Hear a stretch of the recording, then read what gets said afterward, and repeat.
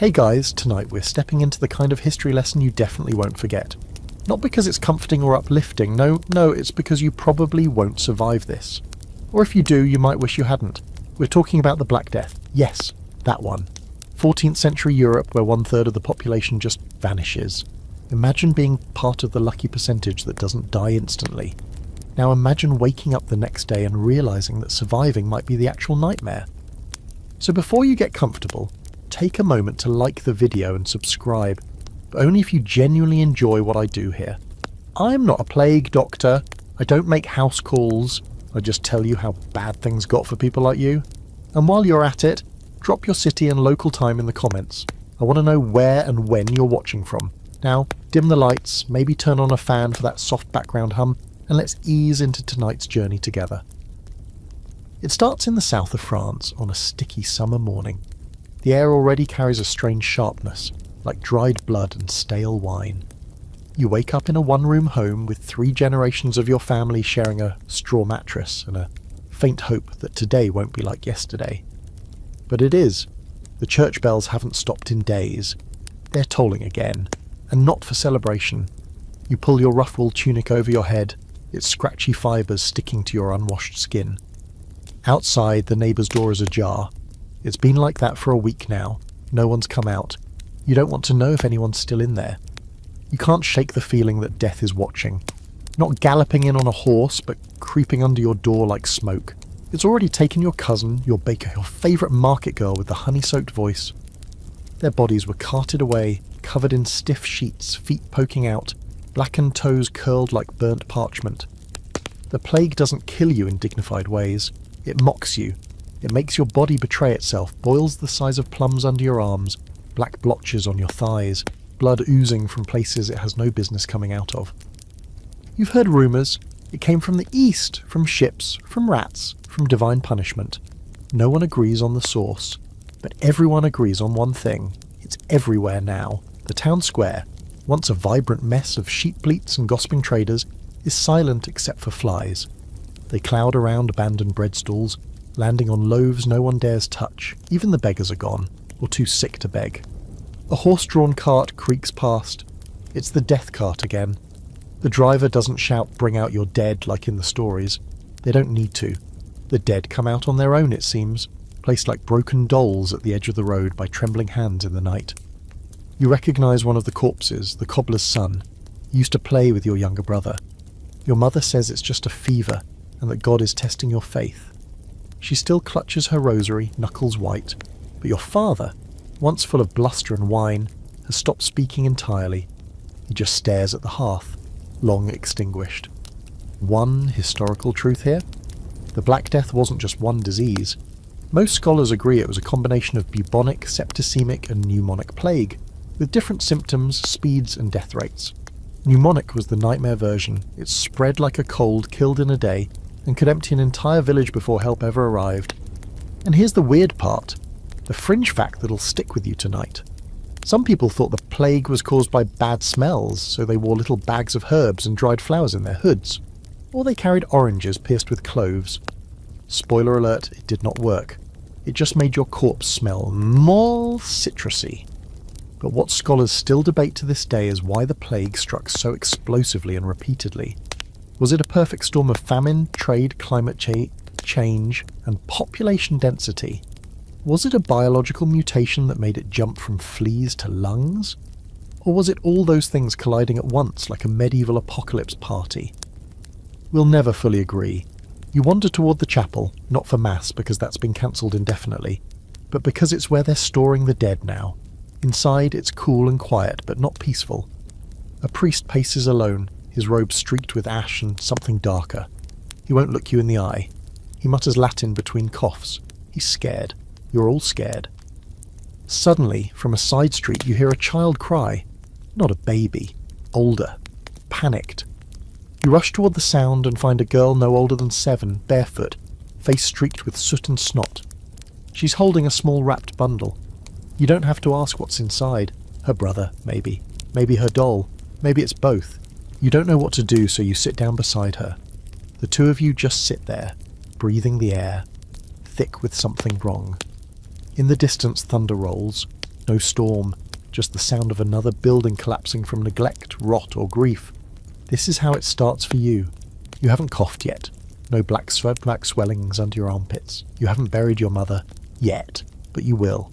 Surviving the plague isn't about winning. It's about watching the world bleed out slowly while you somehow keep breathing, and wondering every night if that breath will be your last normal one. The rats arrive before the rumours do. Not the ordinary scruffy little ones that nibble grain in cellars, but sleek, twitchy intruders with glassy eyes and twitching tails, darting between your boots in the alleys like they own the place. You notice them at the docks first, weaving through the ropes and barrels, chasing each other beneath the carts of salted fish. They're bolder now, like they know no one's going to bother shooing them off. And maybe they're right. Everyone's too tired, too scared. You remember watching the ship come in? A creaking galley, low in the water, its sails limp, its crew almost non-existent. The dock workers hesitate before tying her off, standing back like it might explode. One man shouts something about Genoa and plague. The others laugh nervously and haul the cargo anyway. That was 2 weeks ago. Now half of them are dead, and the other half wish they were. That ship, now sealed and left to rot in the harbour, wasn't just carrying spices and wool.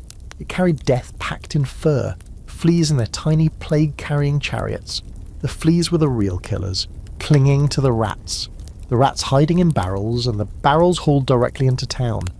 The ship never needed to dock. It could have just passed nearby and the rats would have made the swim. The plague doesn't waste time. It slips in on quiet feet. One day a merchant collapses in the square, bleeding from his nose and eyes.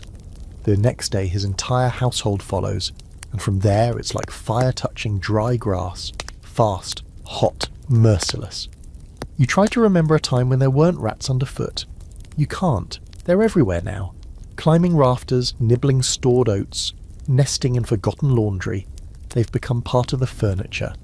You swear you hear them breathing sometimes when you lie awake, scratching in the walls like a lullaby from hell. It's strange how no one blames the rats. Not yet. They're just pests, not prophets of doom. People point fingers in other directions. Foreign traders, heretics, angry saints. You overhear a neighbour insisting it's the stars, that Saturn has aligned with Mars in some unnatural way. Another swears it's the wells, sabotaged by enemies of Christ. A local woman claims she saw a goat walking on 2 legs near the woods. That's apparently relevant. But the rats? They just keep moving, watching, multiplying. Here's your grim historical reality check. Historians agree that black rats, rattus, and their fleas were major vectors for the bubonic strain of the plague. The fleas fed on infected rodents, then jumped to humans when the rats died off. This didn't just happen once, it was wave after wave, a chain reaction of death. It wasn't personal, it was ecological. And here's your quirky fringe fact. In some cities, cats and dogs were slaughtered because people wrongly thought they were spreading the disease. Turns out they were the best natural defense against the rats. By killing off the cats, humans made things much, much worse. Nature has a sense of irony. But even with modern research, there's a scholarly debate still simmering. Was it really just fleas on rats? Some now argue that the plague may have gone airborne in crowded cities, turning from a rodent-borne disease to a respiratory one. Others suspect human lice played a major role, so maybe it wasn't just the rats. Maybe it was you. You try not to think about that as you pick your way through the market district, which smells like vinegar and spoiled meat. You step over a pile of onions and a boot with no foot in it. A vendor left it behind in a rush or in a coffin. People wear strange things now. A boy passes you with a dead bird tied around his neck. To scare off the bad air, he says proudly. Another woman has smeared herself with human waste to confuse the disease. You try not to retch. You've taken to chewing mint leaves, just to drown out the rot stench that clings to your tongue, your clothes, your hair. At the tavern, what's left of it, you find a familiar face. Géraud, the wine seller. Once ruddy and loud, he now sips his own product in silence, his hands shaking. He doesn't greet you, just nods toward the cornerstone, where 2 men lie slumped on the floor. Dead, drunk or dying, it's impossible to say. And here's the part you try not to say aloud. You're starting to understand the plague, not in a scientific sense, but in a pattern of behaviour way. First comes the denial, then the panic, then the blame, then the acceptance. Like a grim little dance you learn by heart. People get quieter. They look at each other like walking corpses. They wash their hands until the skin cracks. Then they stop washing entirely. You remember your mother feeding bread to a rat just a month ago. She said it looked lonely. Now she wouldn't go near one if you paid her. But the rats aren't leaving. They're thriving, feeding on corpses, nesting in roof beams, multiplying in every forgotten corner. Later that night, you wake up to the sound of something chewing. You grab a stick and creep toward the pantry. A flicker of torchlight reveals 3 rats in the flour sack. One of them doesn't run when you approach. It just sits, fat and lazy, staring at you with eyes that glitter like wet coal. It knows you won't stop it. And you don't. You just watch it eat. This is the world now. A place where rats are kings, where death arrives with whiskers and a twitching nose, and where survival depends less on strength and more on staying 2 steps ahead of something you can't see but definitely can hear. It starts as a cough. Nothing dramatic, just a dry, hacking cough from the butcher's apprentice, who's usually half asleep and fully drunk. You barely notice it the first time, echoing through the alley as you haul water from the town pump. The second time it's closer. The third time he's not coughing anymore. He's curled in the gutter, twitching and mumbling about his mother. The speed is what unnerves you. It's not like regular sickness, not like the fevers you've known that come on slow and cruel. This is sudden, violent. One day someone's joking about drinking too much wine, the next their neck is the colour of eggplant and their eyes are rolling back. It's as if the air itself has turned a traitor. You try holding your breath around sick people. You even try walking with a cloth over your mouth soaked in wine vinegar, because someone said it helped. You smell like a salad and feel like a fool, but at this point you'll try anything. Soon the coughing isn't just the butcher's apprentice, it's the cobbler, the midwife, your own cousin, who you shared a blanket with just 2 nights ago. You keep replaying the moment. Did she sneeze? Did you touch your face afterward? You wash your hands in salt water until they sting. It won't matter. You know it won't. The idea of safe distance doesn't exist yet. People haven't quite figured out that being in the same room might be a death sentence. You're still visiting neighbours, still going to the breadline. You still try to care for your sick uncle, until his lips turn black and you realise, mid-prayer, that he's already gone. There's no time to grieve, no time for anything, really. You don't even look at the bodies anymore unless they're blocking the doorway. You step over them, muttering apologies to the dead under your breath. You used to look them in the eye. Now you only look at the feet. Here's the brutal historical fact. Once the pneumonic form of the plague took hold, it could spread through coughs and sneezes. No rats or fleas needed, just air. Some victims died within 24 hours. There were no early warning signs. You'd feel slightly off in the morning, and by evening your family was digging a shallow grave in frozen ground, if they had the strength. And the strange little wrinkle? Some people survived, but became plague carriers, unknowingly spreading it for weeks while appearing totally fine. They were like walking curses. No boils, no fever, just deadly hugs. You might be one of them. Still debated today, what made it spread so fast? Was it trade routes? Urban overcrowding? A unique strain of the bacteria with higher virulence? Or was the world just unlucky, stacked like dry timber waiting for the first spark? Some scholars say Europe was primed by decades of famine and war. Others think it was all about port cities and climate shifts. Everyone agrees it's spread like nothing seen before, or since. You start noticing who avoids who. People you used to see sharing stews and songs are now backing away from each other like skittish cats. A handshake is now a threat. You find yourself dodging eye contact, shoulders brushing walls to avoid anyone walking toward you. But isolation's not natural, not for long. One day you wake up, roll over, and feel a heaviness in your chest. Not from illness, but from the silence. The kind of silence that buzzes. You realise you haven't spoken out loud in days, so you talk to a tree, a bucket, yourself. Meanwhile, the town starts falling apart in little pieces. One day the blacksmith doesn't open his forge. The next day the baker's door is bolted shut.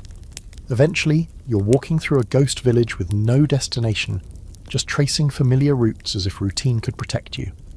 That's when you find the catacomb under the church. You didn't know it existed, just stumbled on it after noticing disturbed earth near the chapel steps. It's cool down there, almost peaceful. Bones are stacked along the walls like firewood, some ancient, some frighteningly fresh. A candle flickers near the centre, and beside it lies a child maybe 10 years old draped in a moth-eaten sheet, hands folded neatly. Someone brought her here. Someone who cared. You sit beside her for a long time. You don't cry. You're far beyond crying now. Instead, you whisper her name, though you don't know it. It feels right.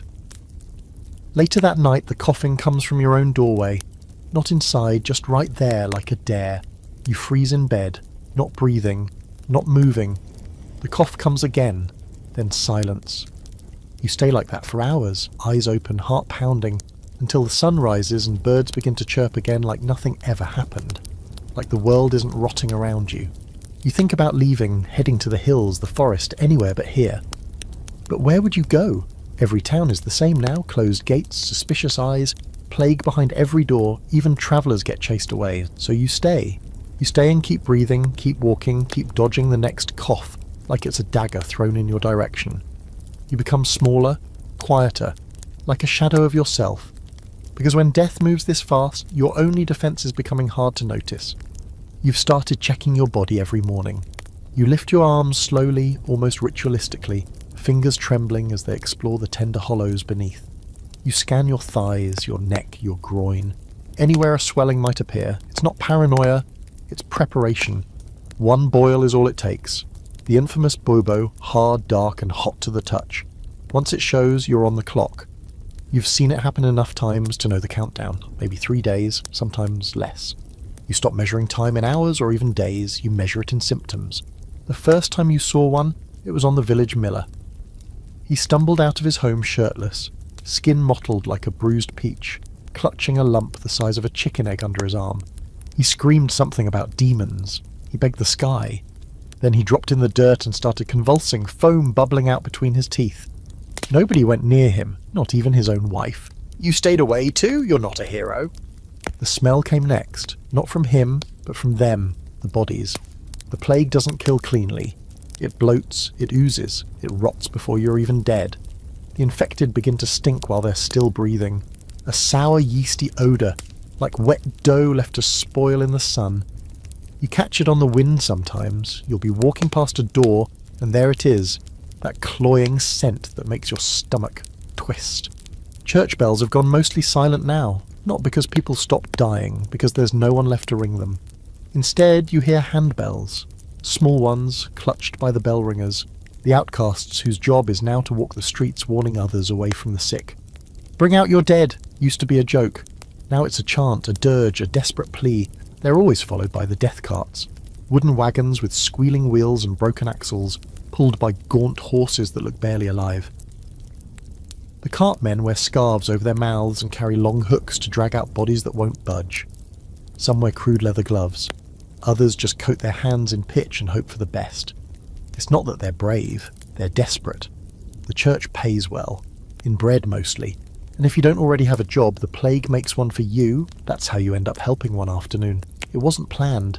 You just found yourself outside as the cart rolled by and someone shouted, "Hey you, grab the legs." You don't argue anymore. You just obey.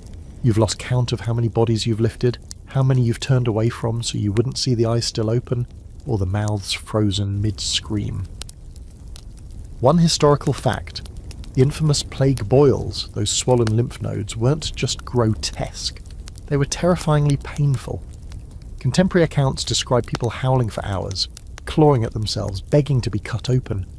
Some doctors actually lanced the buboes with knives, hoping to release the poison. It worked about as well as throwing leeches on a forest fire. And here's your bizarre little detail. To fight the smell of all that death, people burned bundles of rosemary and juniper indoors, turning their homes into smoky hothouses of barely concealed panic. Others just carried sweet-smelling apples in handkerchiefs, pressing them to their faces whenever they passed by someone breathing too heavily. If you were rich enough, you might have a pomander, a little perforated orb filled with cloves and ambergris.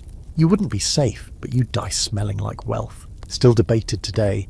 What exactly did the bubonic infection feel like in those final hours? Some sources say it was like being burned alive from the inside. Others describe hallucinations, paranoia, and uncontrollable rage. Could the bacteria have invaded the brain in later stages?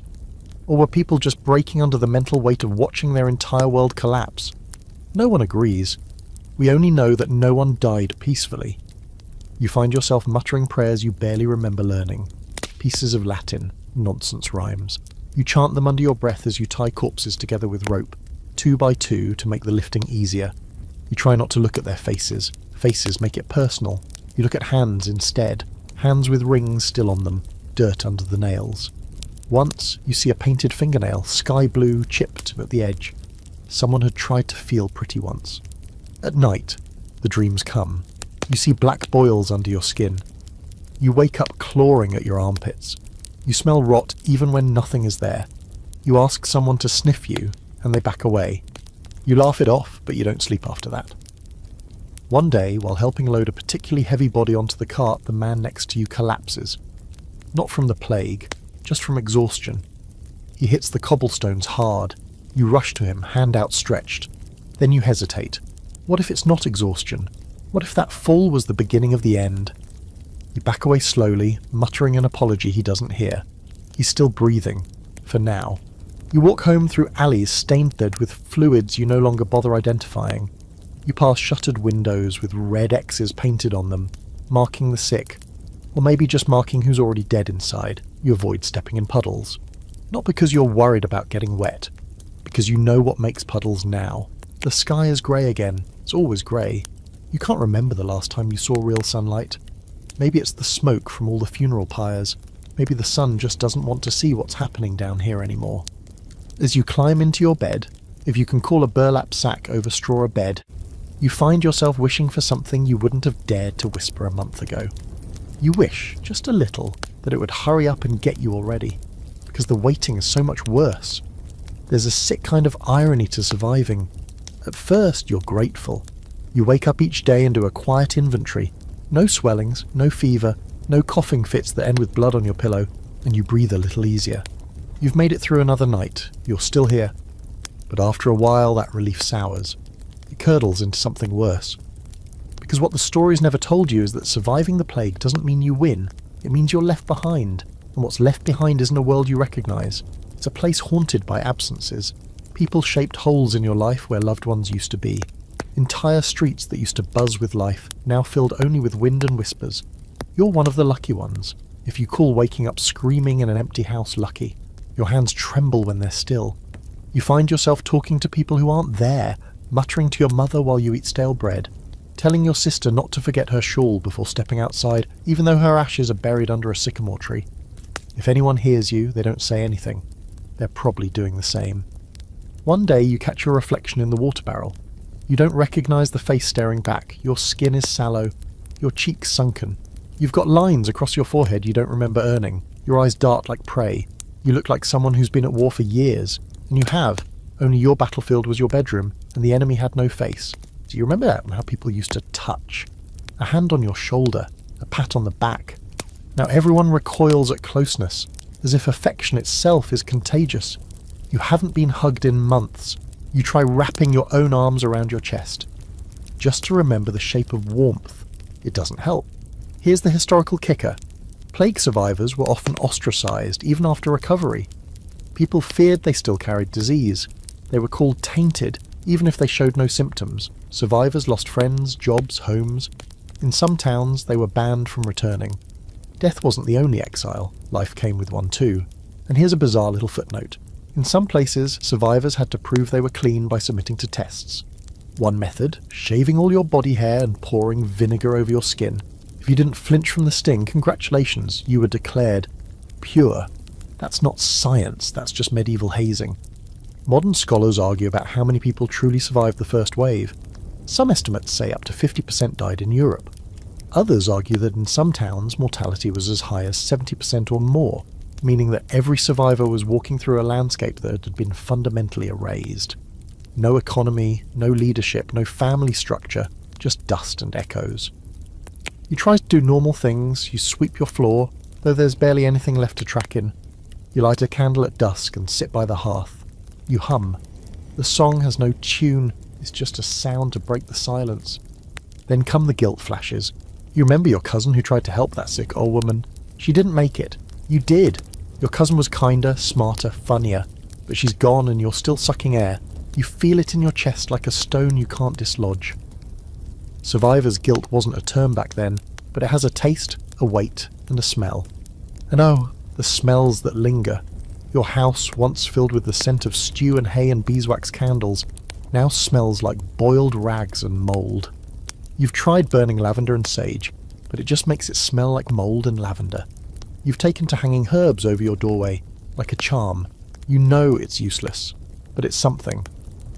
The worst part, the silence where voices used to be, the gossip, the bickering, the laughter that used to leak from every doorway in the neighbourhood.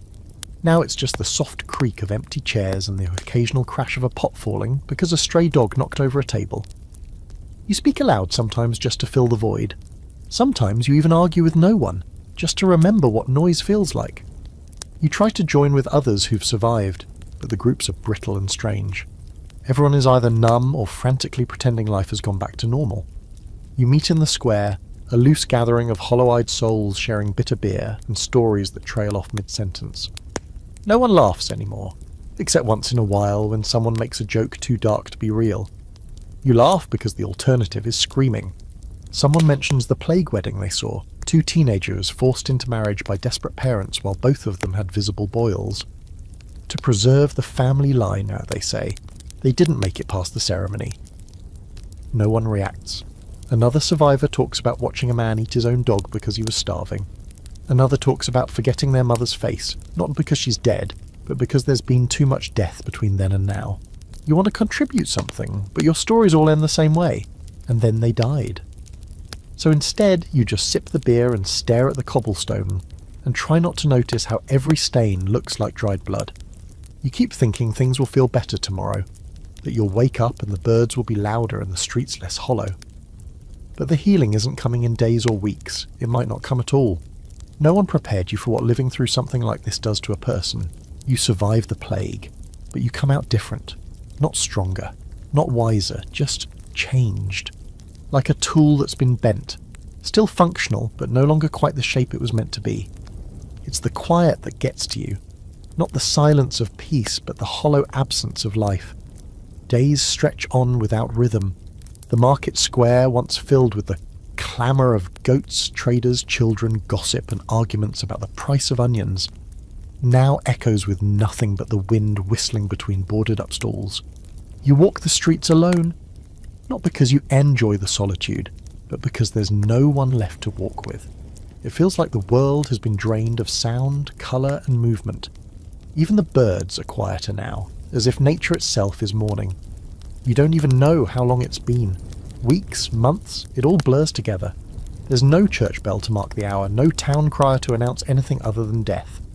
Time has become this shapeless, dragging thing that pulls behind you like a sack of wet bones. It's around now that the graves begin to fail. At first, people tried to be respectful.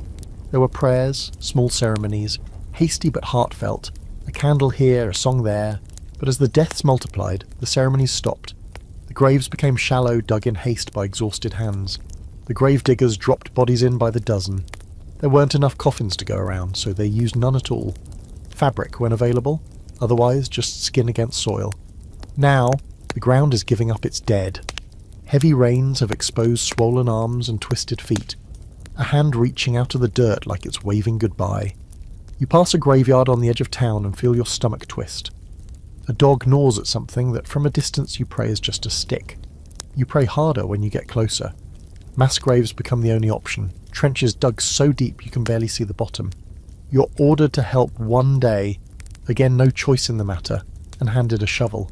You stand there staring into that long dark ditch, and you realise it looks more like a wound than a grave. You and 5 others begin loading the bodies. Some are stiff, others still warm. You try not to look at faces. Again, you fail. There's a moment, just a flicker, when you recognise someone. A girl from school. You'd kissed her once behind the baker's oven. Her lips were dry and quick, like she was scared. Her hair is matted now. Her mouth hangs open. You drop her in without a word. You don't cry, you don't say her name, you can't afford to. Here's your historical hard truth.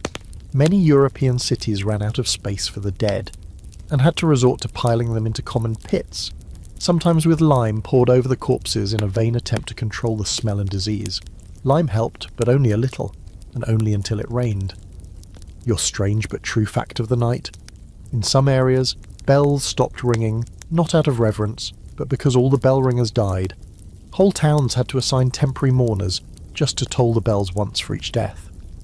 Eventually they stopped bothering. Death became too common to mourn. And the academic puzzle that still stumps historians: why were some cities devastated while others, sometimes just a few miles away, were barely touched? Was it luck, quarantine, climate, immunity in small isolated populations? No one can agree, no one probably ever will. It's like the plague played favourites and no one knows why. As you help shovel dirt over the ditch, a woman nearby collapses mid-sentence. Not from plague, just from sheer exhaustion. You help her up, your hands slick with sweat and filth, and she grips you like you're the only thing keeping her tethered to the earth. Maybe you are. Maybe she is for you. It's hard to tell anymore. That night, you don't sleep. You lie on your back and listen to the wind knock against the shutter. Your home used to feel safe, warm. Now it's just shelter, a box to hide in, waiting for the storm to finish what it started. You find yourself whispering again words without meaning. Prayers, names, numbers, anything to keep your thoughts from dragging you under. In the morning you find a note pinned to your door. Scrawled in shaky ink it reads, "They're burning the houses in the West Quarter. Too many dead inside." You head that way out of instinct. The smoke greets you first, thick and choking, rising like a black snake against the sky. The scent is unmistakable, burning wood, yes, but also cloth, flesh, hair. You watch from a distance as men with torches and damp cloths tied around their faces set fire to buildings. No attempt is made to pull anyone out. If they're inside, it's assumed they're beyond help. It's mercy, they say. You don't go any closer. You can't. The fires continue for days. When they finally stop, a strange calm follows, like the town has exhaled, scorched and emptied. It's safer now, in the same way a battlefield is safe once everyone is dead. You walk the streets and count how many doors are missing. How many homes have black scorch marks licking up the walls.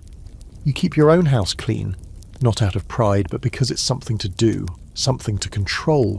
One day you wake and realise you haven't seen another person in 3 days, not a soul.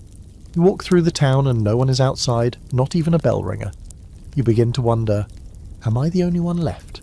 Is this what winning looks like? Then you hear it. A soft cry from somewhere near the church. You follow the sound and find a boy, no more than 5, sitting beside a corpse. His mother, maybe. His clothes are torn, his face is blank. He doesn't look at you when you speak. You kneel beside him and put your arm around his shoulders. He doesn't resist. You sit with him until the sun sets. Neither of you say anything. You're not sure either of you know how to anymore. The first time you see a plague doctor up close, you're not sure if you're looking at a person or some kind of ghost. He steps out of the mist near the edge of the riverbank, the long black cloak rippling in the breeze like it's got a life of its own. His face, if you can call it that, is a smooth white beak, curved and gleaming, with dark glass circles for eyes. He looks like a bird that wandered out of a nightmare, the kind that watches, waits, and never blinks. You've heard rumours about them for weeks now, whispers carried between grieving mothers and shaky priests. The doctors from the cities wear bird masks and carry canes. They poke at you from a distance. They smell like vinegar and cloves. They wear long robes coated in wax or tar to keep the sickness out. They are apparently your best hope for survival. When the man in black finally speaks, his voice is muffled and thin. You can't see his mouth. You can't see anything human about him at all. He asks if anyone here is ill. You answer without thinking. Everyone's already dead. He doesn't react. Just writes something down in a small bound book with gloved hands. Then he walks away. You trail him for a while, partly out of curiosity, partly out of dread. You watch as he visits houses marked with red paint or cloth.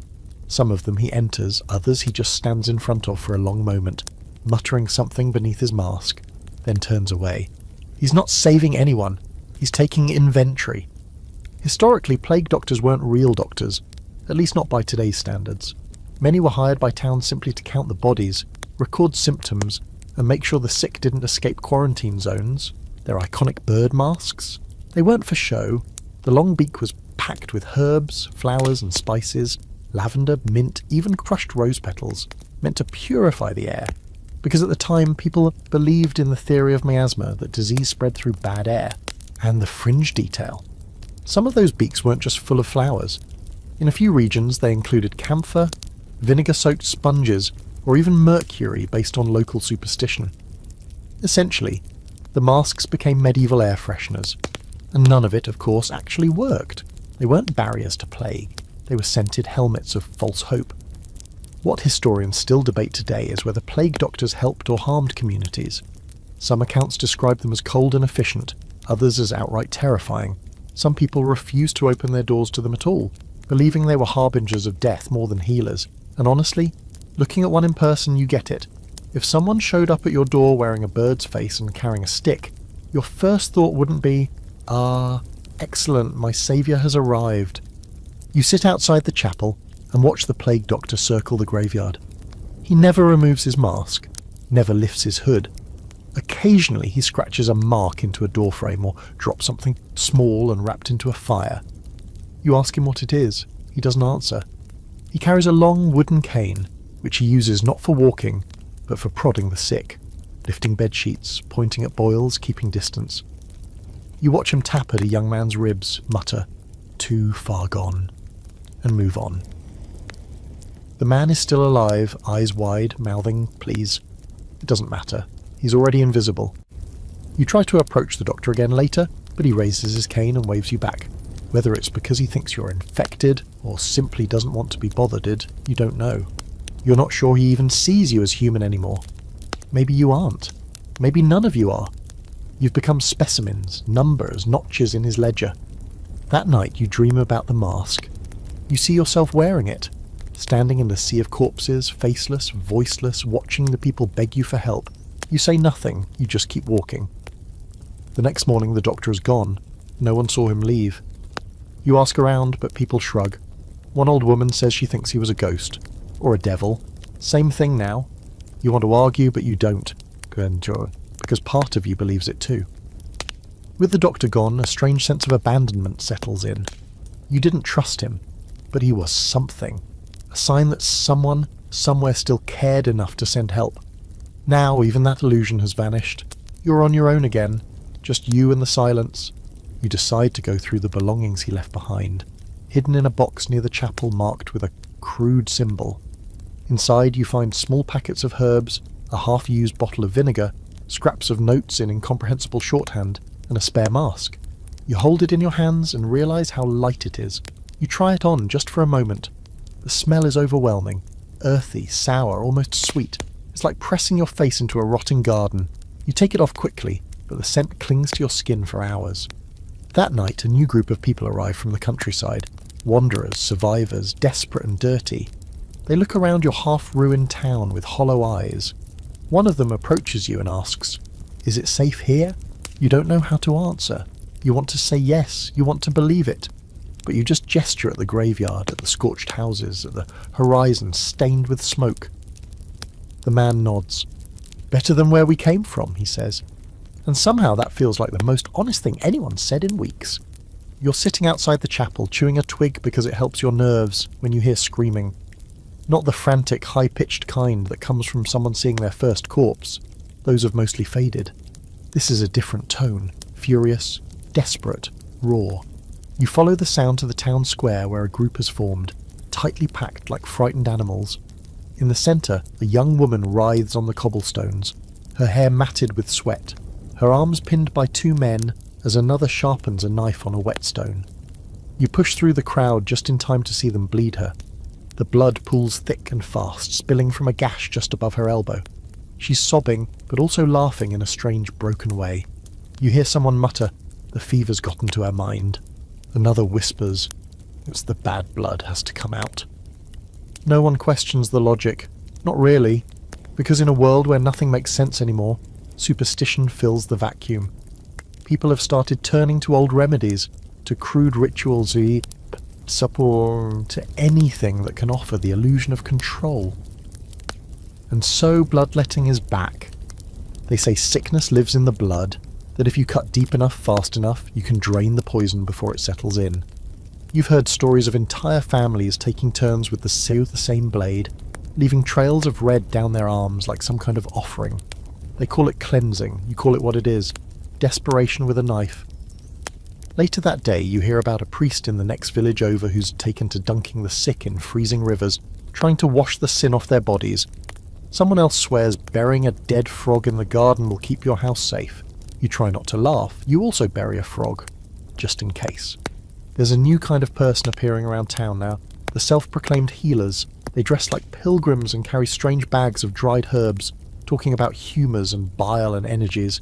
One of them insists you let him wave a burning feather over your head. You say no, he does it anyway. You sneeze and he nods with approval. See?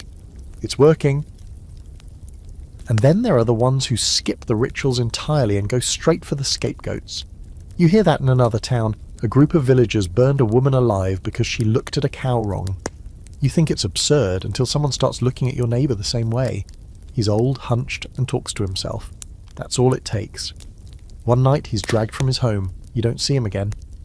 The next morning there's a pile of soot where his hut used to be. Here's your cold historical fact. People in the 14th century turned to whatever they had left when medicine failed, which was mostly ritual, religion, and torture. Bloodletting, boiling herbs, enemas of vinegar, and yes, frog-based remedies were actually written down as treatments. Many believed that the plague was punishment from God. Some believed it was the devil himself. Others blamed the alignment of planets, or the poison in the air. Very few blamed the fleas. And here's your grim little oddity. Leeches made a massive comeback during the plague. They weren't cheap, so towns would assign community leech keepers to grow and harvest them. It didn't work. But again, desperate people, desperate choices. At some point, someone even tried eagle dung mixed with rose oil. You can guess how effective that was. Modern scholars still argue about how much of this superstition was purely ignorance, and how much was fueled by grief and mass trauma. Some argue that people needed these rituals, not to cure, but to cope, that every boiled root and muttered charm was a way to assert, I'm not helpless. Others think these were just opportunistic quacks taking advantage of a scared population. It's hard to say, probably both. As the days roll on, you see more public spectacles. A woman made to kneel in the mud while a priest smashes jars of cursed salt over her head. Children marked with chalk symbols. A man with a broken foot healed by having it hit with a wooden cross. People are inventing hope on the spot, slapping faith onto their pain like a bandage that can't stick. And if the self-proclaimed healers don't calm people down, the fanatics do the opposite. A new group marches through the village wearing white robes, chanting in Latin, and beating themselves with whips. Their backs are raw, their robes stained red. The flagellants, someone whispers. They are trying to atone for all of us. Atone for what, you wonder? For being born at the wrong time? For breathing bad air? For not dying fast enough? The flagellants scream about sin and fire and punishment. They're loud, terrifying, and more contagious than the plague itself. Not the disease, but the fear. You watch as ordinary villagers begin to mimic them, grabbing sticks, lashing themselves, crying for forgiveness they don't understand. Some parents even make their children join in.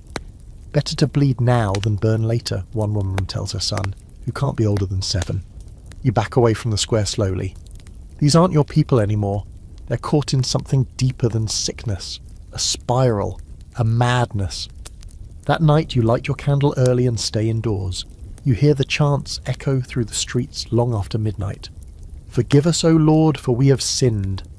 The next morning the tavern is empty and 2 houses are on fire. You've seen people die. You've seen them rot. But this is something different. It's like watching the soul of the village unravel thread by thread. And you wonder, not for the first time, if maybe the sickness was only the beginning. You stop expecting fairness. That idea left a long time ago. Probably around the same time you watched a wealthy merchant's corpse get loaded into the cart with a silk handkerchief still clutched in one fist. Even dead, he looked expensive. His family, 3 carriages strong, had fled the town a week before the plague reached your end of the street, stuffing their wagons with silver, spices, wine and prayer beads. But you watched his window long after they'd left because he stayed behind. To guard the house, maybe. To die with it, more likely. Now, his silk shirt is stiff with dried blood. You know this because you were one of the people who carried him out. You learned quickly that wealth doesn't make you immune, but it does buy you distance. The rich left early. Not all of them made it, of course, but they got a head start. They ran to their countryside estates, locked their gates, and set fire to bridges after they crossed them. They brought with them priests, physicians, and their best linens. You brought whatever bread you could carry and a skin of water. The poor? We stayed. We always do.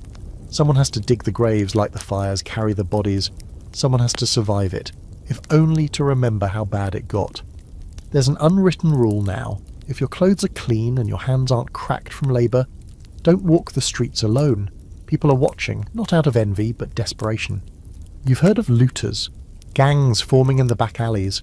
A man got stabbed last week over a wheel of stale cheese and a dried fig. That's what hunger does. That's what hopelessness does.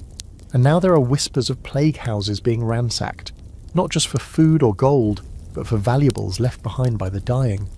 Rings, crosses, even shoes. The thieves are careful. They wear cloth masks soaked in wine and tie rags around their hands. They move fast. Get in, get out, pray you're not dragging the sickness home with you. You haven't stooped to that. Yet. One day, a well-dressed stranger shows up in town. His cloak is lined with fur, his boots polished, his beard trimmed to perfection. He claims to be from Florence, says he's seeking land, maybe a house to buy. You and the others look at him like he's insane. Who buys land here now? This isn't property. It's a graveyard. But that's just it. He isn't insane, he's opportunistic. Because in the ruins of everything, the wealthy see investment. They buy up whole neighbourhoods for pennies, estates with boarded windows still reeking of death. They don't even clean them out. They just mark them down in ledgers and move on. He offers to buy your neighbour's home, the one with the vine-choked garden and 3 rotting shutters, for 2 loaves of rye and a jug of honey wine. The woman hesitates for all of 5 seconds, then signs a makeshift deed with a blood-smeared thumbprint. Here's your bitter historical fact. After the Black Death, many aristocrats increased their land holdings massively, buying up vacant plots left behind by the dead. Whole swathes of property changed hands. Nobles grew richer while peasants were expected to go back to work, except there was no one left to do the work. And your strange but true footnote? Some cities issued sumptuary laws, rules dictating what survivors could and couldn't wear, because so many poor people suddenly had access to the fancy clothes of the dead. Picture this. A former stable boy strutting through town in a brocade vest meant for a baron. It caused panic, not because it was disrespectful, but because it blurred the lines between the classes. What historians still scratch their heads over is how quickly the social order began to shift. In theory, the old hierarchies should have held. But in practice, labour became scarce, and that meant power changed hands in strange ways. Poor survivors found themselves suddenly needed. You see it begin in your own town. A woman who used to scrub floors is now organising food distribution. A boy who never spoke a word louder than a whisper is now keeping order with a stick and a voice that cracks from overuse. No one's asking who their fathers were anymore. They're asking who can build, who can heal, who can lead. But it doesn't mean life is easier, it's just different. The rich who stayed are fewer, but louder. They hire guards, throw up fences around their estates, hoard their wine, and still find ways to look down at you through their shuttered windows. You catch them muttering about the lower sort and how disorder is more dangerous than the plague itself, as if you caused this, as if dying in smaller numbers was unfair to them. One afternoon you walk past the manor at the edge of town. Used to be the Lord's summer home. Now it's occupied by a merchant from Genoa who bought it outright in the chaos. He's having a feast. You hear the music, soft lute and flute, sweet and infuriating. You smell roasted pork. You see silhouettes of dancing in the candlelight. You haven't eaten meat in a month. Someone beside you mutters, "They should have choked on the boat that brought the plague." No one disagrees. You know it's dangerous to think like this, to resent those who escaped just because they had coin. But you can't help it. Suffering has a way of making morality feel optional.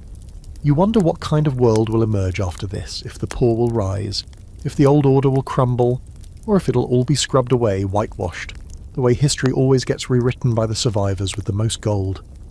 But for now, you just keep walking, past the fires, past the gates, past the manor that smells like roasted fruit and laughter. And you think quietly, bitterly, maybe next time the plague should start there. You wake up to silence, not the empty kind and not the peaceful kind, but that horrible loaded silence, the kind that presses against your ribs and makes your skin feel too tight. You know something's wrong before your eyes even open. You reach across the straw mattress. It's still warm, but no one's there. You sit up slowly. The house is dim. Your little brother, Hugo, should be snoring in the corner. Your grandmother should be muttering in her sleep, flailing her arms like she's chasing dreams. But there's nothing, just the creak of old beams and the distant echo of crows. You find your brother first, slumped by the hearth. His face is too pale. You say his name softly, then louder. You shake his shoulder. It moves too easily. Your breath catches.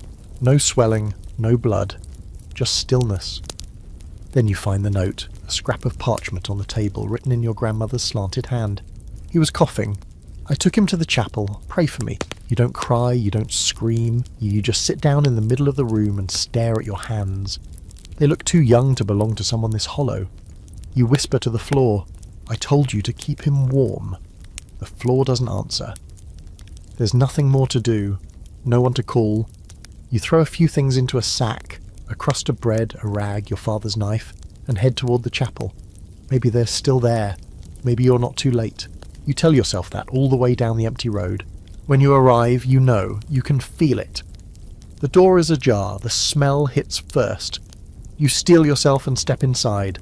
They're there. Both of them, curled in one of the back pews. Your grandmother's arm wrapped around your brother, like she was shielding him from the cold, or from death.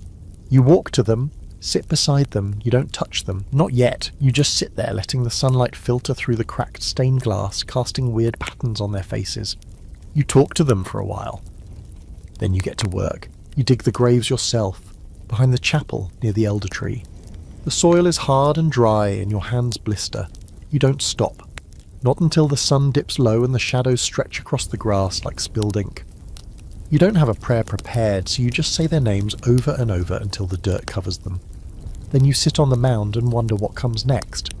This is how it goes for children now. They become their own parents, their own priests, their own gravediggers. No one is spared the work of surviving, especially not the young. The historical truth here? After the plague tore through Europe, entire communities of children were left orphaned. Some were taken in by relatives, others wandered, forming little bands of survivors who moved from village to village, stealing food and sleeping in barns. Church records from the time mention feral children who didn't speak properly and were afraid of adults. They weren't raised, they just happened to live long enough. And here's a strangely specific but very real phenomenon. Plague orphans were sometimes branded, marked on the hand or the face to show they'd survived illness or come from a contaminated house. The mark was supposed to help protect others, but it also followed them for life. It turned childhood into a warning label.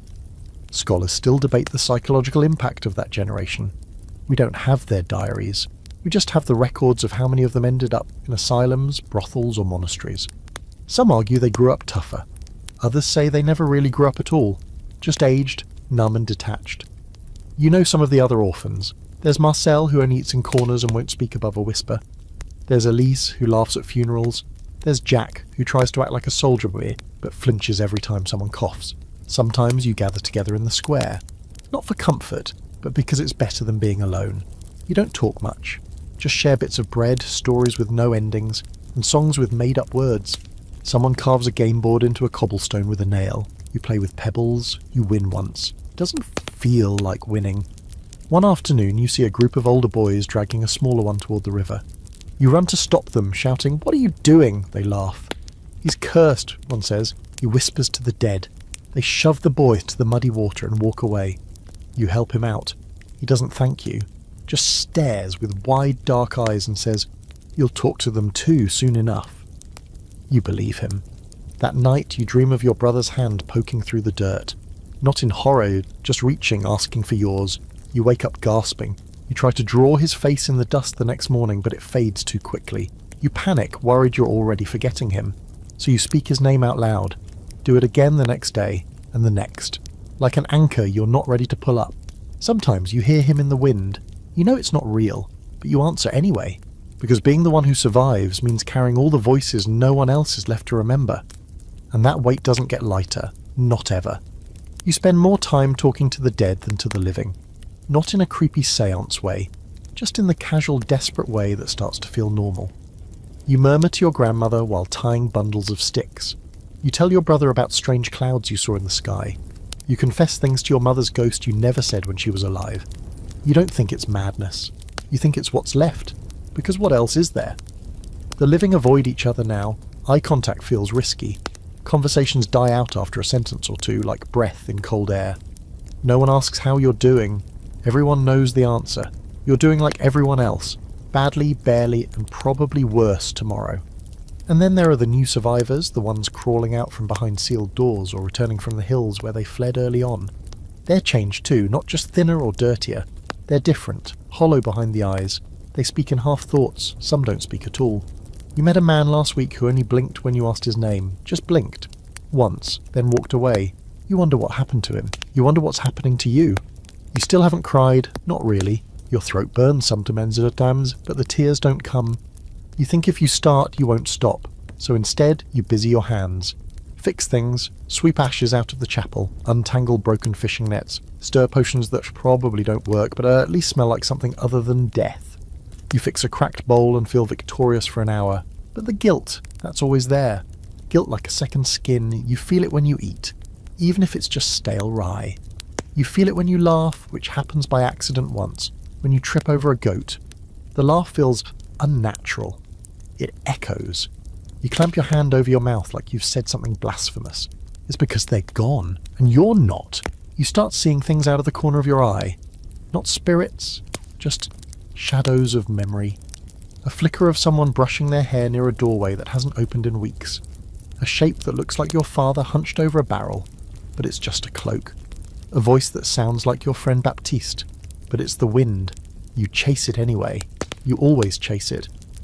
Here's your bitter historical truth. Survivor's guilt wasn't recorded in the medieval world the way we understand it now. They didn't have terms like trauma or post-plague grief response.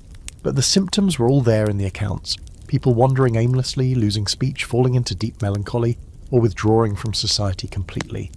It was so common that chroniclers called it the second death, a soul broken by what the body survived. And the strange footnote? Some survivors believed they had inherited the sins of the dead, especially if they outlived someone holier or kinder. A baker in Spain reportedly threw himself into a pyre because he survived when the town priest didn't. He left behind a note that read, "I should not be the last." People understood. No one even tried to stop him. Modern scholars still puzzle over how entire communities reformed themselves psychologically. There were no counsellors, no trauma care, no place to put the emotional wreckage, so they buried it. They rebuilt over it. They painted new murals, sang new hymns, and pretended the world had always been this way. You're not ready to pretend yet. One morning, you find yourself walking through the woods without remembering how you got there. You've left town behind, the trees closing in on you with their silence. You sit under a tree and watch ants carry a dead beetle across a route. It takes them a long time. The beetle keeps slipping. Still, they don't stop. You admire that. You don't know what it means, but it feels important. You wander back to town after sunset. No one noticed you were gone. No one even asks. That night you write names in the dirt. Every name you can remember. You fill the entire floor. Some you can't spell, so you just draw their face. Crude circles, lines for hair, dots for eyes. You sleep among them, careful not to smear the lines. In your dreams, the names whisper to each other. Not in sadness, just in recognition. You keep going, because you have to, because your breath still fogs in the morning and your feet still work. You wake up, stretch, eat something, avoid coughing. You stay alive. And some days, that's the most rebellious thing you can do. One evening, you meet another orphan. Her name is Margot. She's taller than you, with ink-stained fingers and one eye that twitches when she's nervous. She says she used to help her father write church records. You ask if she remembers how. She shrugs and says, "Sort of." You give her a bit of charcoal and some spare parchment from a broken ledger. She starts writing names too. You don't talk much, you just sit and write. It feels like resistance, like you're keeping something from being forgotten. At some point someone finds the two of you and asks, "Why bother?" And you say, "Because they were here. Because you were here." Because sometimes surviving means being the memory of the ones who didn't. You stink. Not just the usual "you haven't bathed in a few days" kind of stink. This is next level. This is layers of fear, sweat, smoke, and something uncomfortably close to rot kind of stink. You smell like someone who's spent too much time around the dead and not enough near clean water. And honestly, you're used to it. Everyone is. You only notice it when someone new shows up. Someone who still carries a trace of lavender soap or beeswax on their clothes. It's jarring, like a ghost of cleanliness. Bathing isn't something you do anymore unless it rains and you happen to be standing under the right eaves. Soap is a memory. The rivers stink of algae and old decay, and even when you find a clean puddle, you hesitate. You don't trust the water. You don't trust much of anything anymore. But the smells, oh the smells, they never stop. Your world has become a symphony of them. Mildew in blankets, sour bread dough rising in unwashed crocks, the acrid bite of smoke from burned out houses, and underneath it all, the steady, choking musk of bodies. Fresh death has a sharp metallic scent, like iron left too long in the rain. But the older dead? They smell sweet, sickly sweet, like bad fruit and meat gone soft. You cover your face with cloth whenever you pass a corpse or an alley that feels wrong, but it barely helps. Some people carry sprigs of rosemary or sachets of dried lavender tied to their wrists. Others burn orange peels or sprinkle vinegar in doorways like wards. You've done all of it. The rosemary helps a little, until you realise the herb is now associated more with funerals than food. You can't even enjoy a nice smell anymore without thinking of death. One historical fact. During the plague, people believed that smells were the disease itself. The idea of miasma, the illness travelled through bad air, was widespread. So folks loaded up on perfumes, incense, and aromatic woods. They wore pomanders, little metal orbs filled with herbs and spices, hanging from belts or the necklaces like protective charms. People even doused their clothes in vinegar, rosewater, or urine. Yes, urine. You don't want to know why, they thought it cleansed. A fringe fact you'll appreciate. Some people sewed flowers into their masks or hats, creating personal scent clouds as a barrier against sickness. One monk in Belgium supposedly kept a dead squirrel soaked in lavender around his neck. That was his plague shield. He died anyway, not surprising. Scholars still argue over how much this obsession with scent helped or hurt. Sure, burning herbs and closing doors probably kept out fleas, but not enough to stop the plague. Others say it was more psychological than medical. Having something fragrant to focus on gave people a sense of control, a whiff of hope in a world that stank of death. You remember how your mother used to boil cinnamon sticks in wine on cold days? The smell would drift through the house, sweet and warm. It was comforting. You haven't smelled cinnamon in months. You'd kill for cinnamon now, not to eat it, just to remember her better. Margot, your new writing companion, has started collecting weird-smelling things. She lines them up along the chapel wall like trophies. Garlic bulbs, dried mint, 2 oranges that are halfway to collapse. She's trying to make a perfume. It's a project. She mashes things with a stick and rubs the paste behind her ears like it makes her invincible. You don't have the heart to tell her she still smells like sweat and parchment, but at least she smells like something. One day she finds a vial of something golden in a collapsed apothecary's house. She pops the cork, sniffs, and reels back. Honey, she says, real honey. You both pass it back and forth, inhaling like it's a relic. You don't even eat it. It feels too sacred. Just being near it feels like a gift. But your own smell, it betrays you. It follows you like a shadow. You notice people flinching when they pass you. You flinch at yourself sometimes. You think about burning your clothes, but what would you wear after? The corpse gatherer's robe, the mouse-bitten shawl you found in the well? So you keep wearing what you've got. You air them out in the sun when possible. You rub lavender under your arms and pretend it helps. And you accept grudgingly that you probably smell like someone halfway to a funeral. At one point a man offers you soap, real soap, wrapped in cloth and pressed with some kind of herbal scent. Made it myself, he says. Only a few left. He wants to trade it for a pouch of barley and a handful of copper buttons.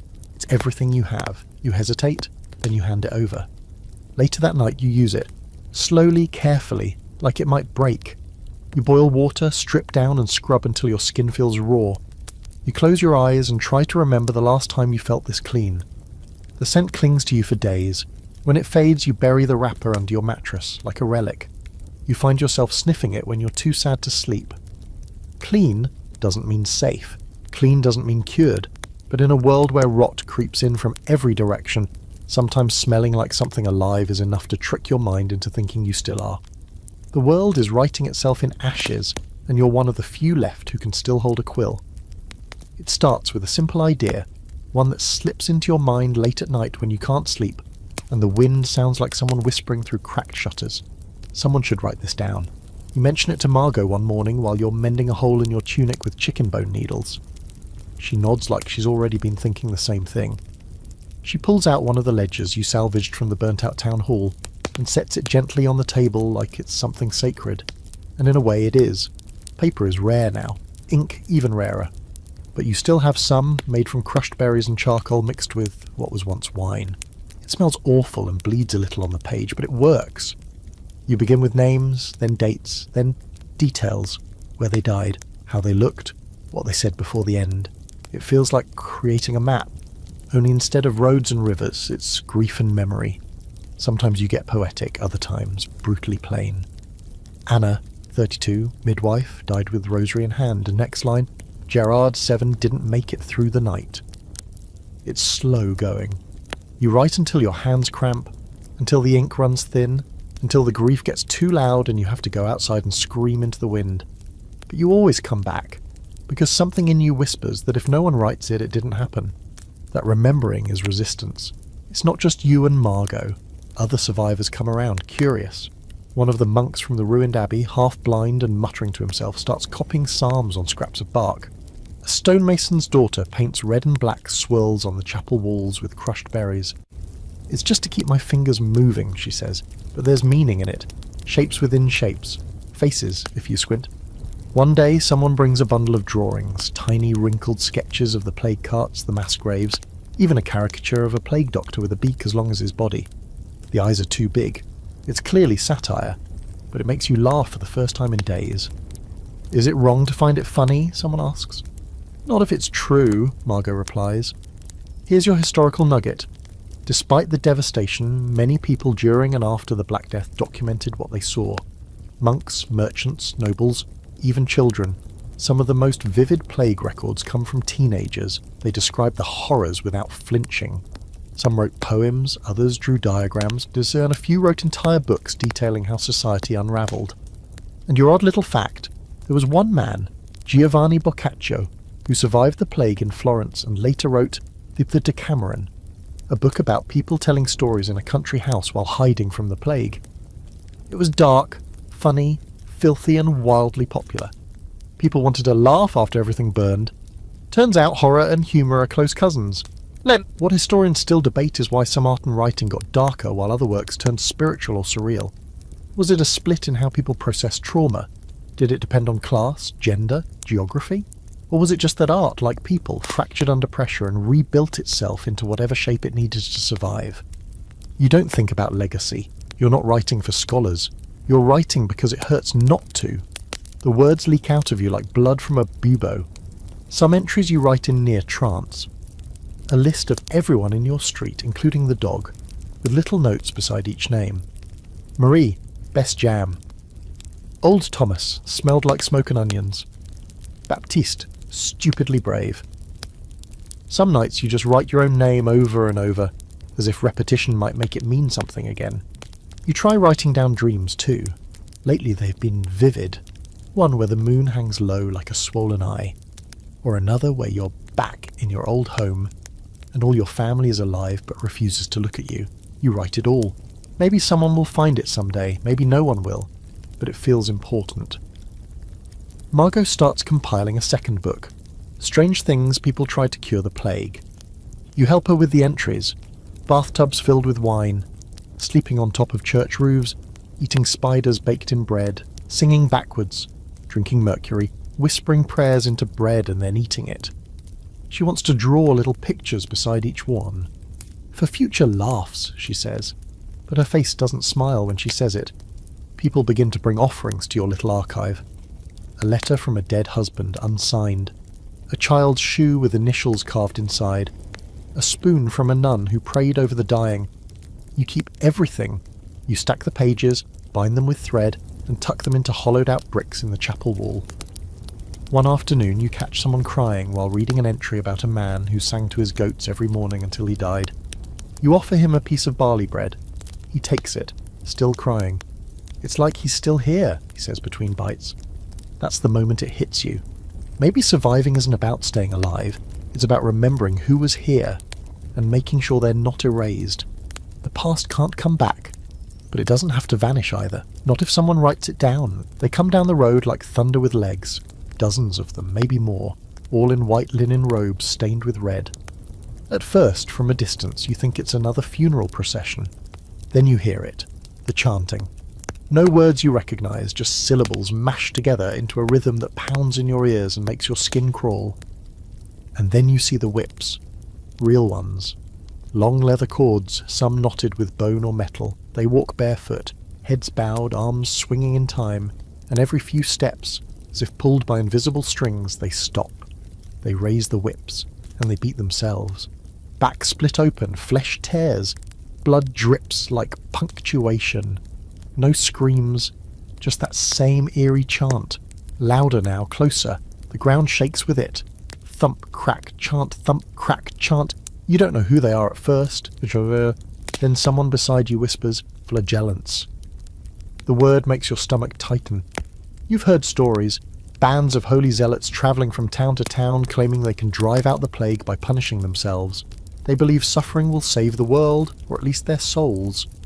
They file into the town square like a moving wound. No smiles, no greetings, just pain worn like armour. People gather to watch. Some kneel, others just stare. A few begin to cry. You see one of the older women whispering a prayer with her hands clutched so tightly her knuckles are white. A little boy mimics the whipping motion, thinking it's a game. No one stops him. The leader steps forward.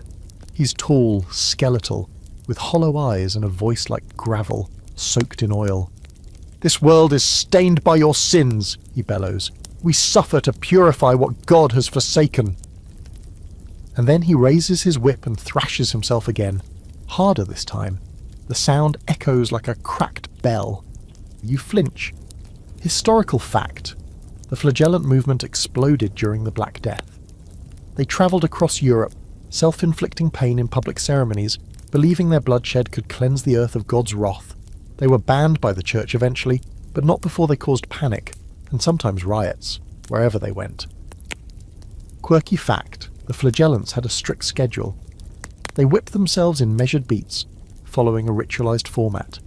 Some even carried sin scrolls, lists of society's offences they read aloud before each session. These included the usual suspects, greed, pride, lust, but also things like poor singing, women wearing red, and bad harvest etiquette. A mix of the deadly serious and the bafflingly petty. Scholarly debate still lingers.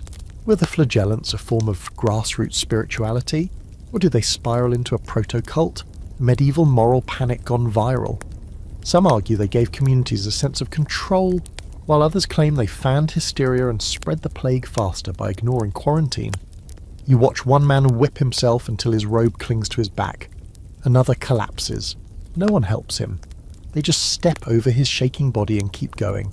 You're not sure if that's loyalty or cruelty. Maybe both.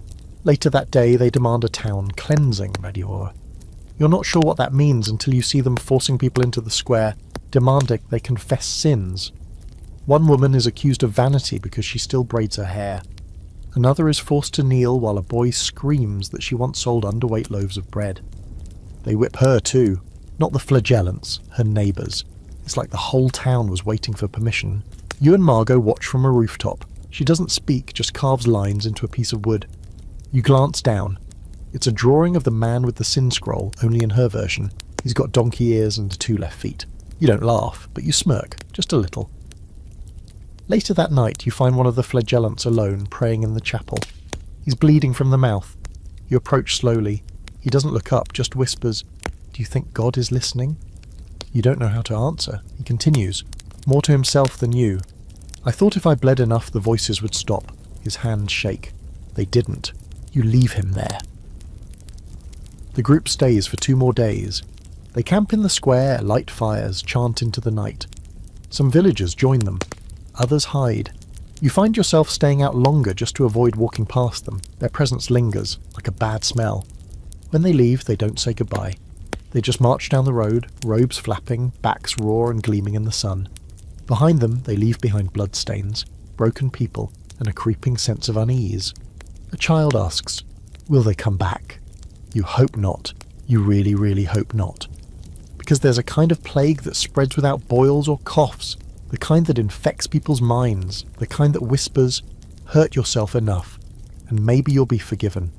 And you can't help but wonder what kind of god prefers that kind of devotion. The rumours start as a murmur, barely louder than the wind, trickling in through traders, travellers, whispers in back alleys. At first you don't understand. People talk in circles, avoiding the name like it's poison. They say things like, "Something's happening in the quarter by the old well," or "They're rounding people up again." You assume it's another band of flagellants, or maybe a new kind of sickness. Then you hear the word Jews. It hits your ears strangely. You've known Jewish families. They lived down the street, sold cheese, baked the best honey bread. One used to patch your clothes for a few buttons and a smile. You remember sitting outside their shop when you were younger, sharing scraps and bad jokes. You hadn't thought about them in weeks, not because you didn't care, but because their door had been shuttered so long you assumed they'd fled. Now people are saying they didn't flee. They were taken. You ask someone what that means, and he leans in too close and whispers, "They poisoned the wells." His breath is hot and sour. His eyes are wild.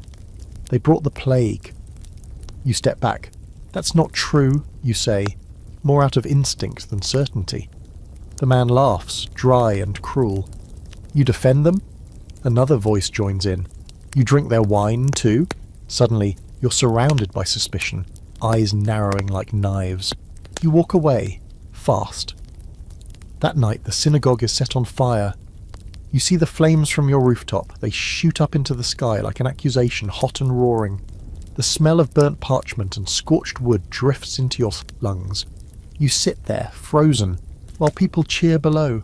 You see men with torches and axes, women watching with blank faces. One boy throws a rock through what's left of a stained glass window, then another. The next morning the streets are scattered with broken scrolls and charred prayer books. You pick up a piece and recognise a bit of Hebrew, letters you can't read but that feel sacred anyway.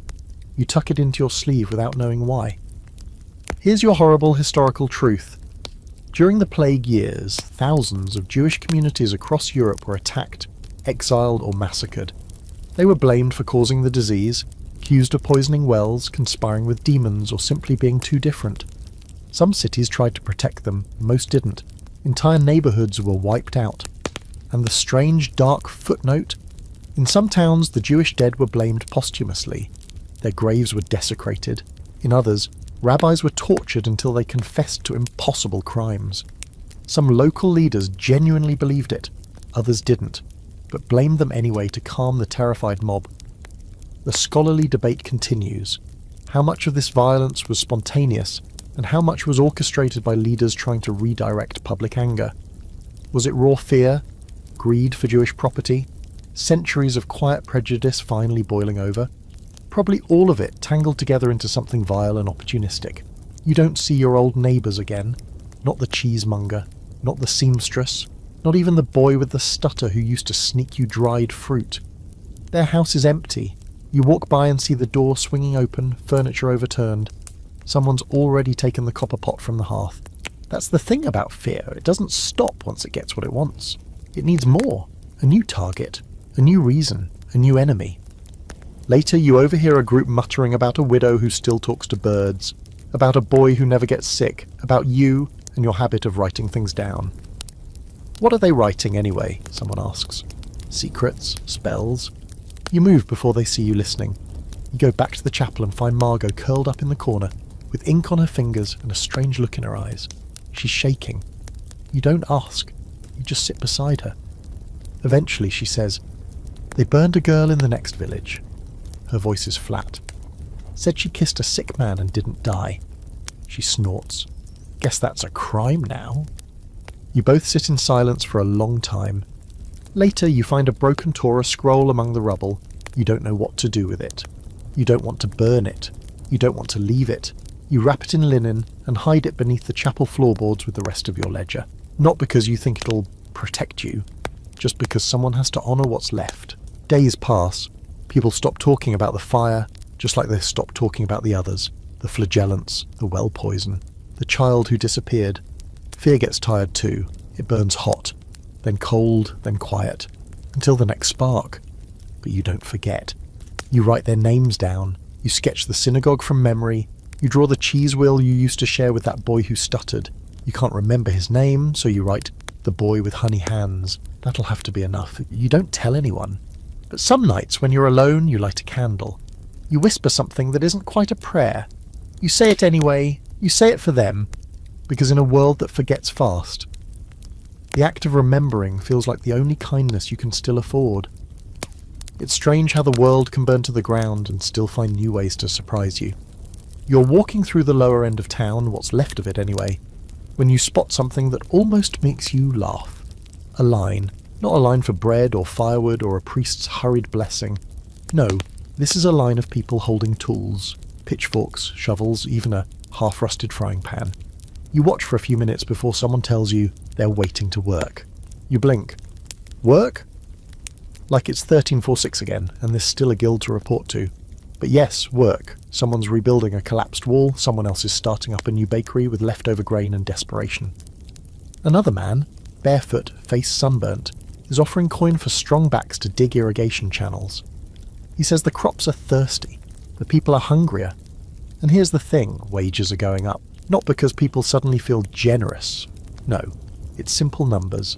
It's so many are dead that the survivors, especially those who can still move bricks or swing hammers, are now in short supply. You hear someone joke that they used to beg for half a loaf, and now they're turning down full wages if they don't like the shift. It's not like you're suddenly rich. But for the first time in your life, you feel like your time has value. Like you matter more alive than you did when there were 10 people behind you willing to take your job. The town miller who used to sneer when you asked for extra flour now smiles like you're royalty. "Good to see you again," he says, as if he ever cared. You don't trust him, but you take the flour. And yet not everyone's happy about this new balance. The surviving nobles are unsettled. You hear whispers that they're angry, that they're writing letters to the king demanding price controls and fixed wages. The lower sort are getting ideas, they mutter, noses up, hearts clenched. They think death makes them equal. You hear one landowner say that out loud, with real venom. He's draped in silk, mismatched and dusty, but still finer than anything you've ever touched. They're peasants, he spits, not princes. When someone points out that half his staff is dead and the other half just walked off his land, he gets red in the face and starts yelling about divine order. You slip away before he notices you listening. The historical reality here is this. The Black Death broke the economy wide open. Labourers were suddenly rare, and rare things are valuable. Serfs walked off the land, craftsmen demanded higher wages, landowners panicked. Laws like the Ordinance of Labourers were passed to try to freeze wages and force workers to accept pre-plague conditions. But good luck with that when the world is literally collapsing. And here's a weird, true twist. Some people actually got rich. Not nobles, just survivors. Regular folks who inherited empty homes, land or shops. You could be nobody one day and a property owner the next just because your 10 cousins all died. It wasn't luck, it was a lottery of misery. Historians still argue about how long this new power balance lasted. Some say it sparked centuries of rebellion, the slow death of feudalism. Others argue that the powerful eventually clawed it all back with laws and force. But during that narrow window of time, the world tilted, and people like you stood a little straighter. You start helping the stoneworkers repair a bridge. It's hard, blistering work, but the pay is real. Coin, a loaf of bread, and meat once a week. Meat. You'd forgotten how heavy it tastes. Margot joins up with a group organising grain distribution. If we don't ration it, the new bakery will be out in a week, she says. She's not the same girl you found scribbling by candlelight. She stands taller now, gives orders, people listen. Some of the kids you thought wouldn't make it are thriving, weirdly enough. Like the chaos gave them room to grow. One boy you used to see chasing rats is now managing the poultry coops. A girl who never spoke is reading prayers to the sick, with a voice so clear it makes your bones feel washed. But not all the shifts are clean. There's tension, fights over property, disputes about whose land is whose now that no one's left to inherit it. One man claimed his neighbour's shop because the owner died childless. Turned out the owner had a cousin hiding in the woods. That didn't end well. Greed is still alive. More alive than ever. In the ashes, it's blooming. You walk past the church and see a notice posted on the door. Any labourer who refuses work at the old rate shall be punished. Someone's drawn a moustache on the bishop's face beside it. You can't help but smile, just a little. Because yes, the world's broken, but it's also shifting, cracking in ways that feel like possibility, and that's dangerous. Not everyone wants change. Some want the old order back, but others, you included, have seen too much to pretend you didn't. You've buried too many bodies to keep pretending birth defines worth. You've dug holes beside priests and paupers. Death made no distinction. So why should life? You find yourself standing in the square one evening, watching a heated debate between a merchant, a labourer, and what's left of the town council. You don't join in, you just listen, but you're smiling. Because once upon a time no one would have let people like you anywhere near decisions. Now, the ones who talk loudest are the ones who kept showing up. Not the richest, not the cleanest, just the ones who stayed. And you think maybe, just maybe, this world belongs to the survivors now. You hear it first as a rumour, muttered over stale wine by a man missing half his teeth. They're marrying the sick now. You raise an eyebrow. The man nods solemnly, wiping his mouth with the sleeve. Plague weddings, he says. God have mercy. And then he laughs. Too loudly, too long. Like the words taste insane and beautiful all at once. At first, you assume it's some twisted joke. Another sign the world's lost its mind. But then you see it. A girl in a red ribbon dress, ripped at the hem, one shoe missing, being walked down the middle of the street by two priests. The veil on her head is made of something that might once have been lace. Her face is pale, her lips are chapped, her eyes are vacant, staring into a distance no one else can see. The groom is standing under a makeshift canopy, swaying slightly. He's young, maybe, hard to tell. His arms are bandaged, his eyes are sunken. Someone props him up like a doll that forgot how to stand. A priest begins the ceremony. The words float through the square like ash. To have and to hold, in sickness and in health. Everyone freezes on that line. They hold hands, briefly. Then the boy collapses. The girl doesn't flinch. It's real. It turns out this wasn't the only one. People are doing it everywhere. Sometimes it's two sick people, both already doomed, clinging to something before the end. Sometimes it's a healthy girl being married off to a plague-struck boy to preserve the family line, or fulfill some long-standing betrothal agreement before the inheritance vanishes with the body. You hear about one couple who got married at the edge of a mass grave, reciting vows between coughs while their families wept and priests held incense to their faces to mask the smell. Historical fact. Plague weddings were real, not widespread but well documented, particularly among certain Jewish and Christian communities in parts of Europe. The idea was part desperation, part superstition, part spiritual insurance. Some believed that marrying during a time of crisis could invite divine mercy, or at least give the dying a taste of joy before the end. The odd fringe detail. In some cases, these weddings were arranged between strangers, pulled from different towns, chosen because they were both terminal, like a final matchmaking service run by people in religious panic. One rabbi in Eastern Europe reportedly conducted dozens of plague weddings in a single month.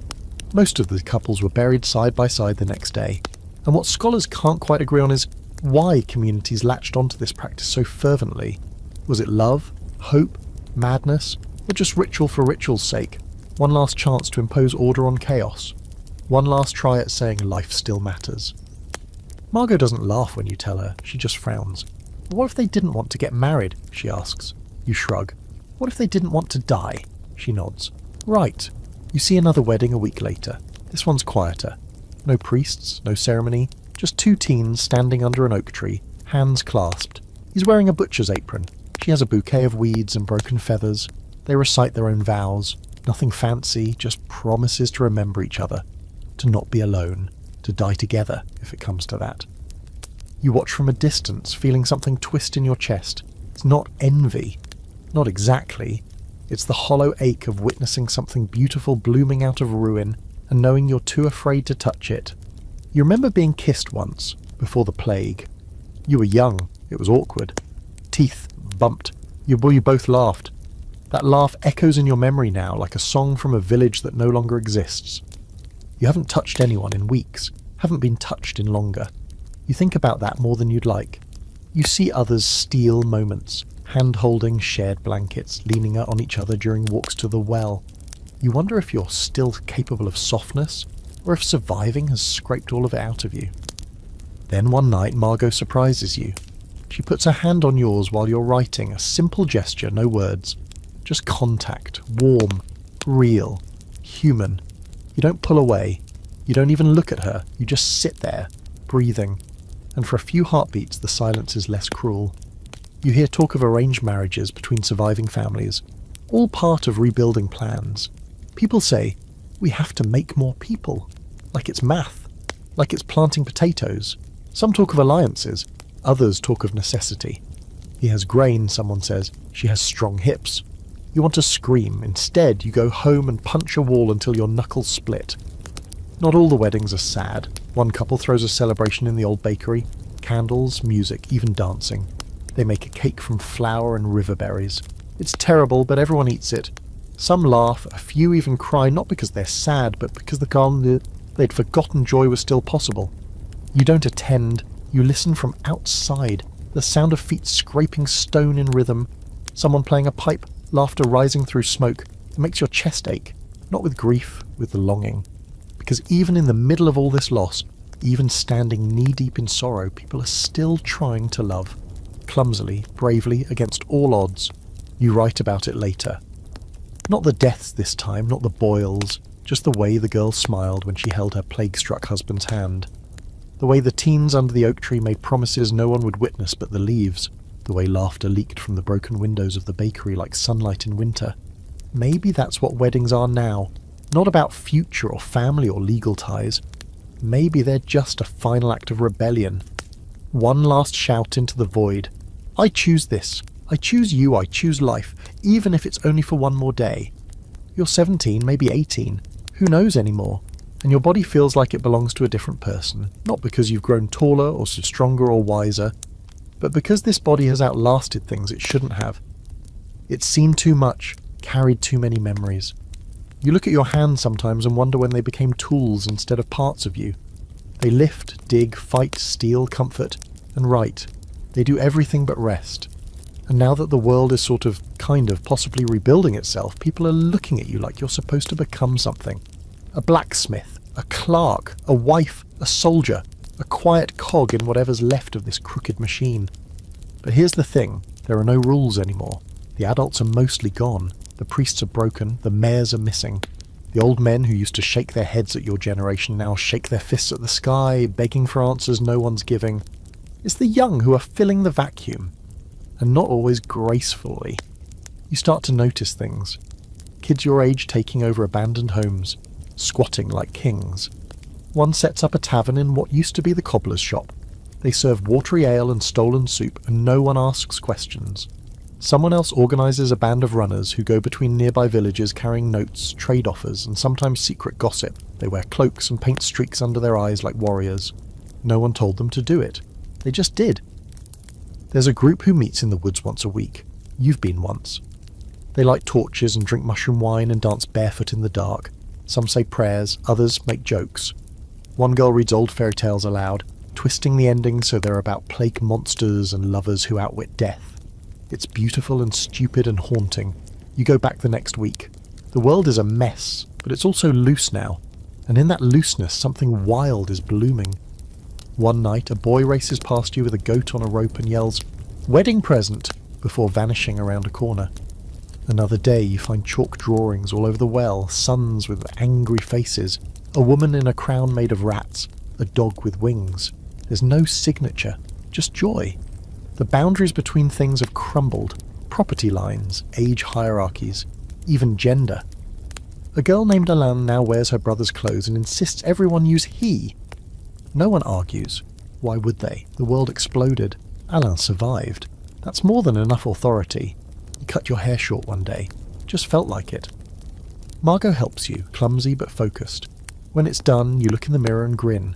You don't look like your old self. You don't look like anyone's idea of what you should be. You look free. Here's the historical fact. Post-plague society saw a temporary breakdown of traditional roles, especially among young people. With so many adults dead or incapacitated, teenagers and 20-somethings often had to take charge of homes, land and trade. Many entered roles they never would have touched before. Women ran businesses, boys became midwives. In some areas, local councils were made entirely of people under 25. And your odd footnote, a few towns saw youth-led festivals emerge where people dressed in costumes, mocked authority, and paraded through the streets with no supervision. In one account, a group of teens crowned a pig king for a day and made it official by carving its name into the town gate. The pig escaped. The symbolism didn't. Historians still debate whether these behaviours were rebellion, therapy, or just what happens when young people get power before they are told how to use it. Some call it plague anarchy, others call it accidental progress. You call it life, weird, raw, unpolished life, and you cling to it. Not all of it's fun. Some teens form gangs and shake down travellers for food. One group took over the grain store and started charging whatever they felt like. You helped sneak a sack of flour out for a family with a coughing baby. You still have the bruises. You'd do it again. You've started sneaking out more. Not to escape, just to move, to feel the air. You walk until the town shrinks behind you and the stars are loud again. One night you find a hollow tree filled with feathers. No idea why. You leave a copper coin there. Another time you find a shack covered in bones strung on cords. You don't go inside, you leave a note. Still here, still trying. Margot starts a collection of plague jokes. Some are awful, most are worse. You contribute a few. Why didn't the corpse go to confession? He couldn't kneel. What do you call a town with no mayor and 1,000 rats? Ours. What's the plague's favourite colour? Black, like your sense of humour. You laugh too hard at that one. Margot rolls her eyes but smiles. You sometimes wonder what people in the future will say about you. Will they call you lost, broken, heroes, survivors, rebuilders, or just the ones who happen to live? You don't know, you don't care. You're not trying to be remembered. You're just trying to exist long enough to figure out what you are. And maybe, just maybe, write a world that feels less like a grave and more like a dare. You're standing in the old cathedral when it hits you. This place is full of ghosts, and none of them are quiet anymore. The building's half collapsed.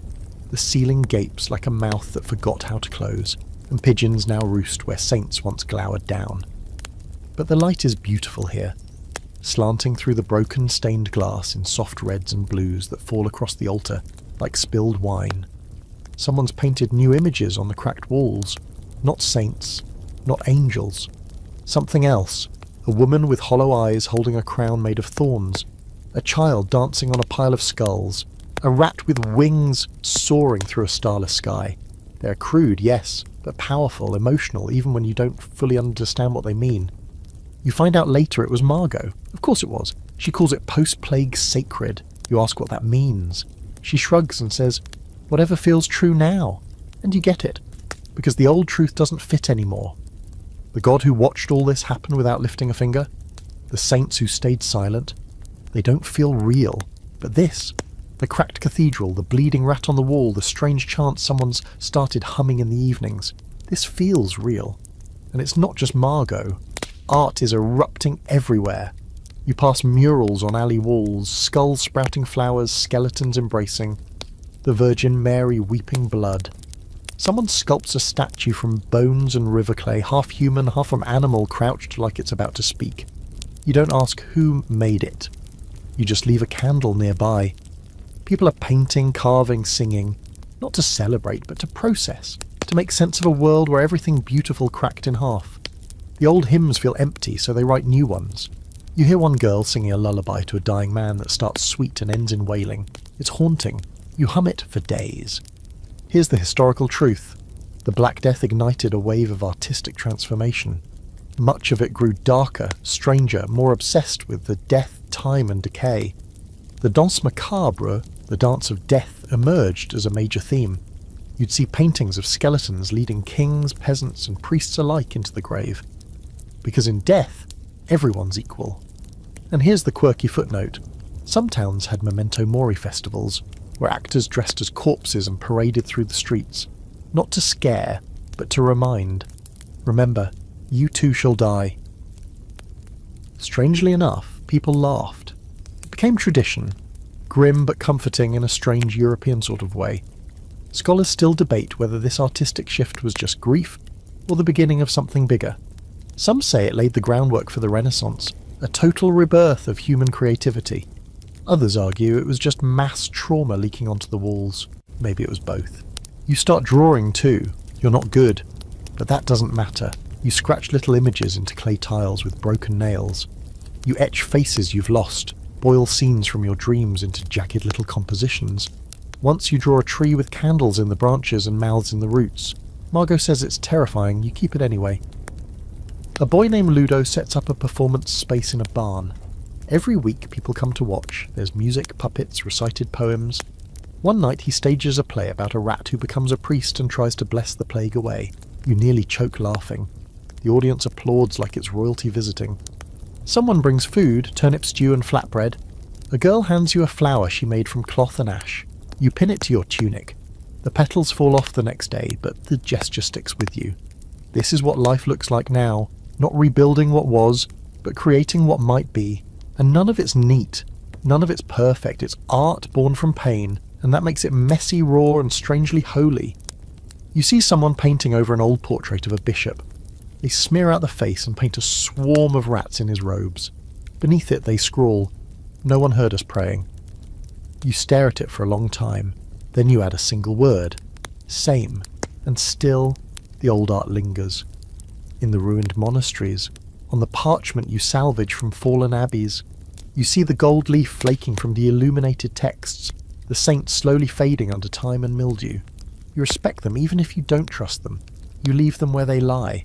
But in the chapel where Margot's plague murals spread across every wall, you light a candle every time you enter. Not because you worship it, but because you understand it. And understanding feels more sacred than faith now. One night, a stranger plays music in the square. A simple tune on a lute with one cracked string. He doesn't sing, he just plays. People stop, they sit, they listen. Some close their eyes. Some cry. It doesn't sound like mourning. It sounds like remembering. You lie on your back and look up at the stars. They haven't changed, but you have. You wonder what kind of paintings children born after the plague will draw, what stories they'll hear. If they'll see skeletons as frightening or familiar, if they'll laugh when they hear that once a group of teenagers danced barefoot in a burned-out barn and called it a miracle. You hope they do, because that's what it was. You pick up your charcoal and start drawing, not because you think it'll last, but because for one brief, impossible moment, you're alive enough to leave a mark. You used to pray out of habit. Quick mutters before meals, sleepy murmurs before bed, guilt-driven confession when you thought too much about girls or stole a plum. But now you don't even know who you're praying to. The words feel hollow, the air too quiet. And the church? The church is broken. Not just the buildings, but the whole idea of it. The first cracks appeared early, when the priests started dying faster than the rest of you. One by one they coughed, bled, and vanished just like everyone else. But unlike the bakers, the butchers, and the cobblers, they weren't supposed to. They were blessed, weren't they? Chosen. You remember one priest, Father Mathieu, who stood in the pulpit and swore God would spare the faithful. He was dead within a week. His robe, soaked through with his own blood, collapsed at the foot of the altar. Some priests ran, just packed their things and left in the middle of the night, robes flapping, leaving behind locked doors and unanswered prayers. You don't blame them, not really. You would have run too if you thought it'd help. But still, when the people who claimed to speak for God abandoned their posts, something inside you shifted. And then there were the ones who stayed, and lost their minds. You remember another priest who started screaming about sins in the marketplace, tearing pages from the book and eating them. One man tried to bless the air by lighting everything on fire. The bell tower, the pews, the choir books, the flames lit up the night sky while he sang hymns out of key. Eventually the sermon stopped. The chapels turned into body storage. The holy water ran dry. You stepped into the cathedral one day and found a corpse lying in front of the crucifix, flies crawling across the wooden feet. You weren't sure if the person had been praying or just gave up and died there. Maybe both. Here's the fact historians like to skate around. The church failed spectacularly during the Black Death. Not everywhere, not every priest, but enough. The promise of divine protection turned sour. Clergy died in droves, and those who survived often did so by hiding. Some sold forgiveness for coin, others fled with what little money the parish had left. A fringe fact? In some towns, the last rites were replaced by layperson blessings, just people doing their best. Farmers, widows, children crossing themselves over dying neighbours. There were even pop-up holy men who claimed visions, invented prayers, and sold plague charms made of chicken bones and candle wax. Scholars still argue about the long-term damage. Some say it was the beginning of religious doubt, a crack that would eventually open into the Reformation. Others argue the opposite. But for some, the trauma made them cling tighter to God, searching for meaning in ashes. But no one denies it. The plague shook faith like a thunderclap. You still see people kneeling, old women with cracked hands and stringy hair, murmuring rosaries with eyes shut tight. One man spends every dawn drawing crosses in the dirt outside his home. You asked him why once. He said, "If I stop, I'll disappear." You nod like you understand, because maybe you do. Margot doesn't pray anymore. God went quiet, she says. So I did too. She wears a saint's medallion around her neck. Not out of belief, but because it was her mother's. She says it smells like rosemary and wax. That's faith enough. You try sometimes, whisper little nothings into the wind. They aren't prayers exactly, more like wishes, bargains. Please let Margot wake up tomorrow. Please keep the boy in the bakery from coughing. Please let this scab be from a splinter and not something worse. And when no one answers, you tidpat. There's no items. You pretend someone does. The strangest part? With the church fading, something else is rising. People lighting candles not in chapels but in doorways, whispering new names of protection, painting symbols in ash above their beds, stars, spirals, birds. One woman claims she dreamed of a goddess with a rat crown who promised to guard the weak. Others are beginning to believe her. It's not religion, not really. It's something rawer, something stitched from grief, myth, and desperate hope. You call it what it is, survival magic. Doesn't matter if it works, it feels like it does. There's a boy who swears the well spirits are angry and has started throwing bits of bread into the water as offerings. A girl hums lullabies in Latin and says her mother hears them in heaven. You know a man who carries 3 stones in his pocket and rubs them whenever he feels feverish. These are my prayers now, he says. They've answered more than the priests ever did. You don't laugh, you carry a feather in your pocket, a gift from Margot. She said, it's from a bird that survived. You touch it when you feel that clawing emptiness in your chest. You don't know if it helps, but you haven't taken it out. Sometimes, late at night, you sit in the broken cathedral with the roof open to the stars. You stare at the crumbling statue of the Virgin and whisper, did you watch all this happen? And in the stillness you think maybe she did. But whether she wept or turned her back, you'll never know. You write your own psalm in your journal. It's not holy, not poetic. It just says, I was good, I was kind, I was small, I lived, and I kept living. Even when it hurt, maybe that's a prayer, maybe it's enough. You hear the word over before you believe it. Someone says it in passing, casually, like it's just another observation. The plague is over, just like that. Like saying the market's reopened or the geese are nesting early this year. You wait for the laugh, the punchline, the nervous correction. But it doesn't come. They just keep walking. It's not over. Can't be. You still see smoke from burn pits in the next village. You still hear the cough in the boy 2 houses down. There are still red crosses on doors. And that smell, the sour, bitter stink of rotten ash and old despair, still lingers in every alley. But then you notice the changes. Little things. The bread stall is open again. There are 2 loaves, 2. Someone swept the church steps even if no one's preaching inside. You see a girl wearing yellow, bright and loud and unnecessary. It stings your eyes in the best way. You realise people are starting to act like it's over. Well, not because it is, but because they need it to be.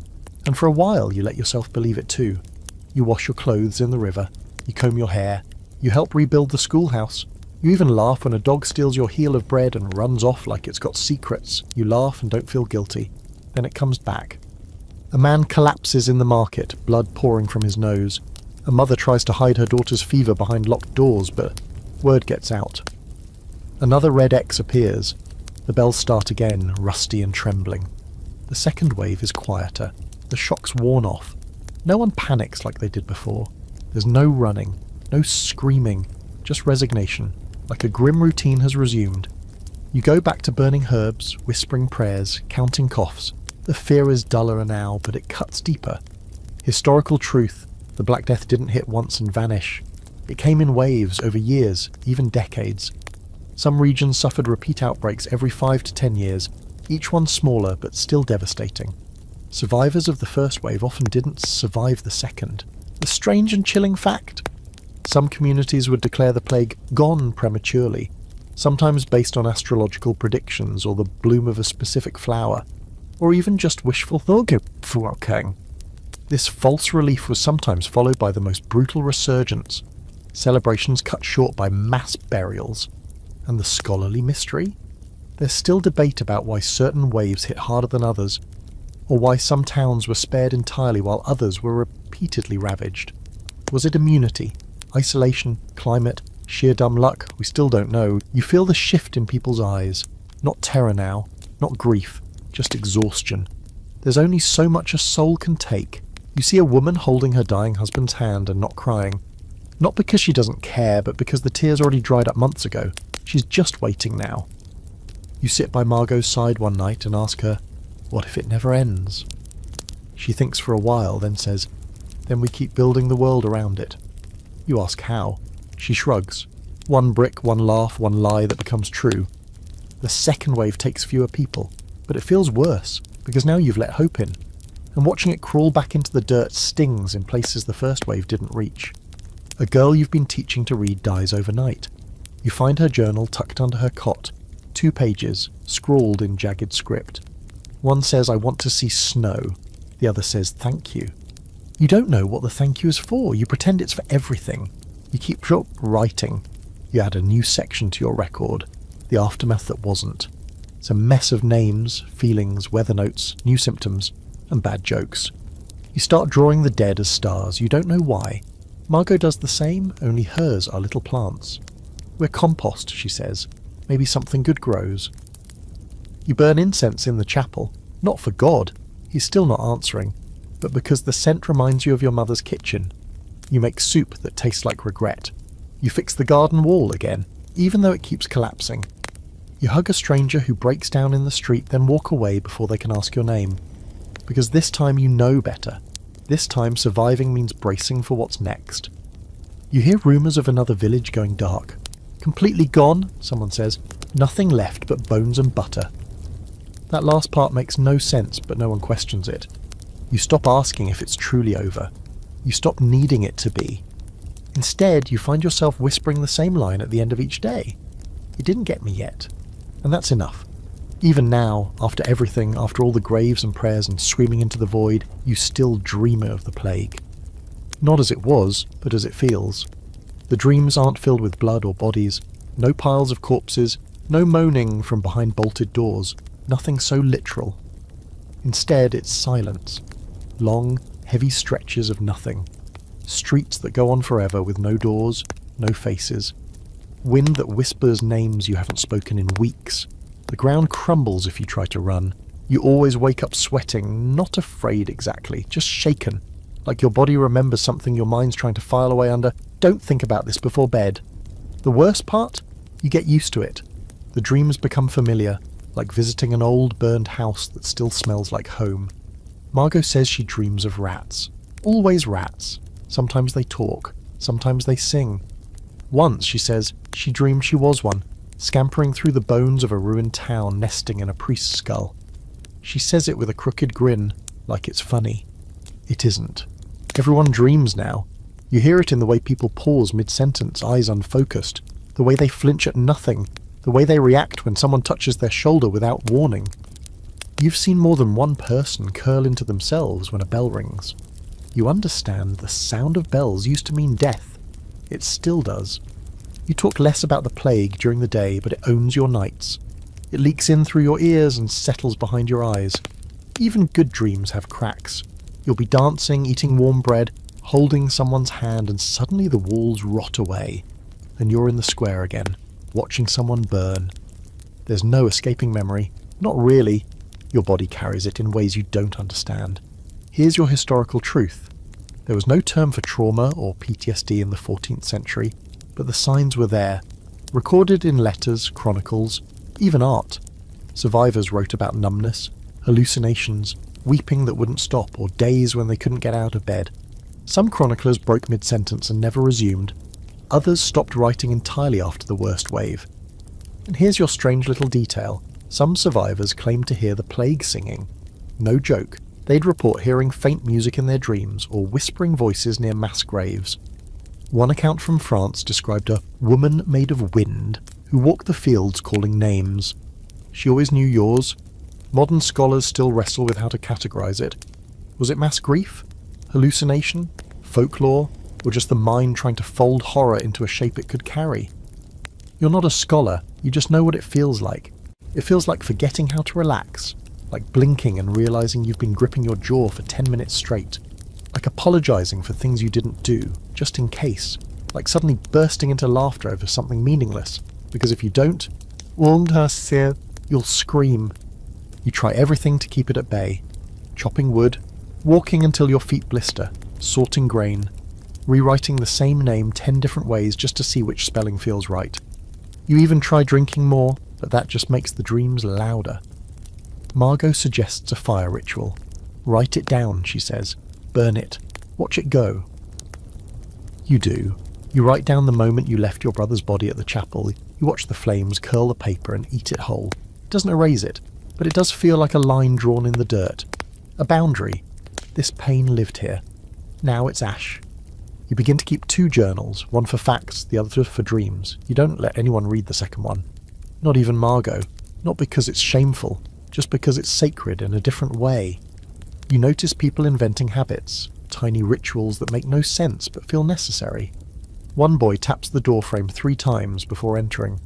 A woman hums the same note every time she stirs a pot. You snap your fingers when the chapel bell rings. You didn't mean to. It just started. You've done it ever since.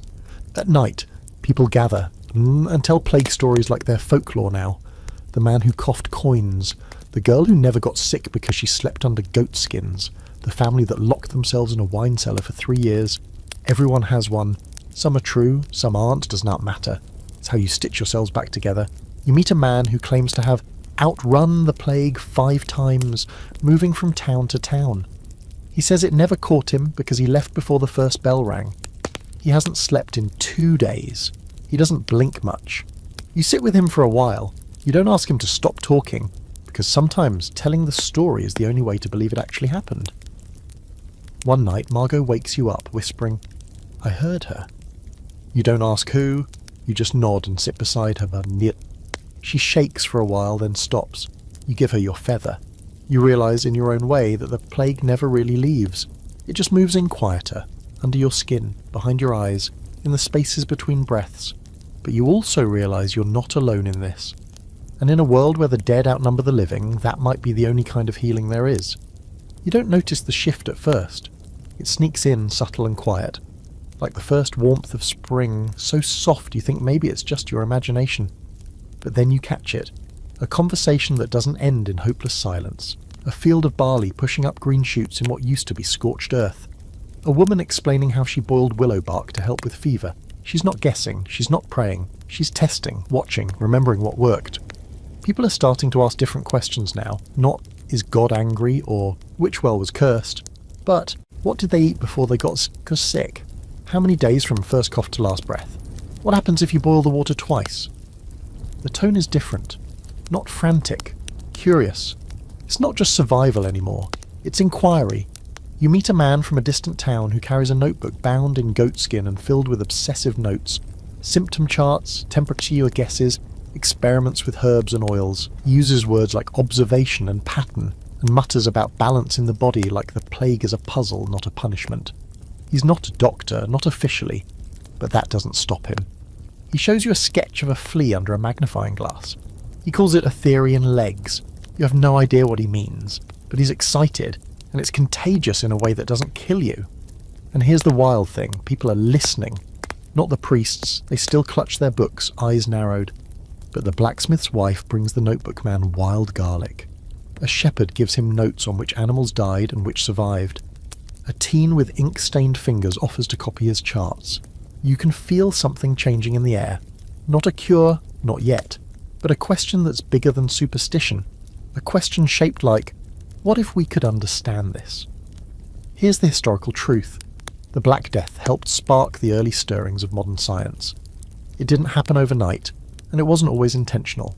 But the failure of religious explanations and traditional medicine left a vacuum, and into that vacuum crept something new. Observation, experimentation, skepticism. Not faith-based healing, but evidence-based thinking. And your weird little footnote? The plague may have indirectly fueled the use of eyeglasses. With so many scribes and survivors trying to read, write, and copy under poor conditions, better lenses became more necessary. Suddenly, seeing clearly was useful, not just a vanity. Historians still debate how much credit the plague really deserves for advancing medicine.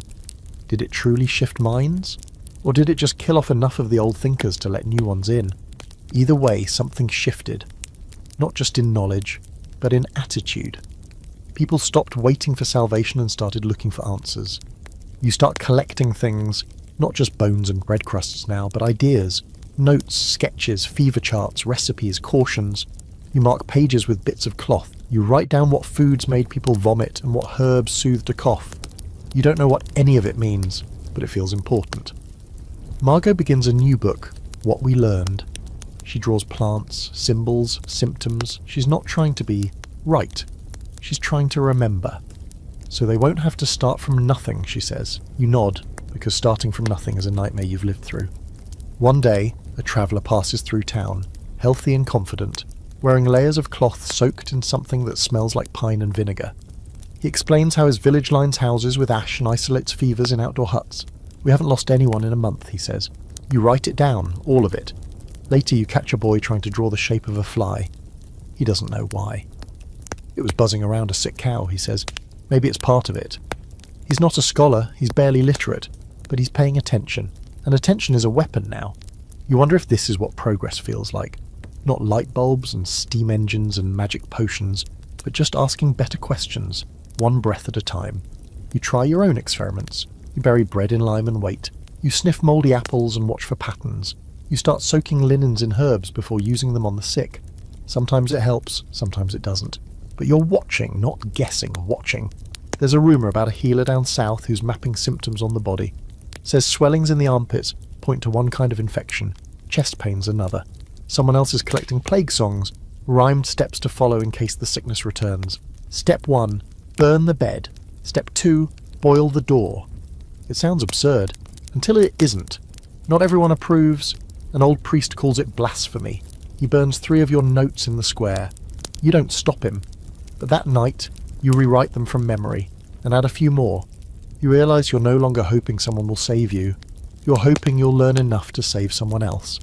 And that shift, that quiet, defiant desire to understand instead of suffer, is more powerful than any prayer you've ever muttered. You're not sure what it'll become. A library, a handbook, a forgotten pile of parchment buried under future dust, but you keep writing. Because even if the plague returns, and it will next time, maybe someone will know what to do.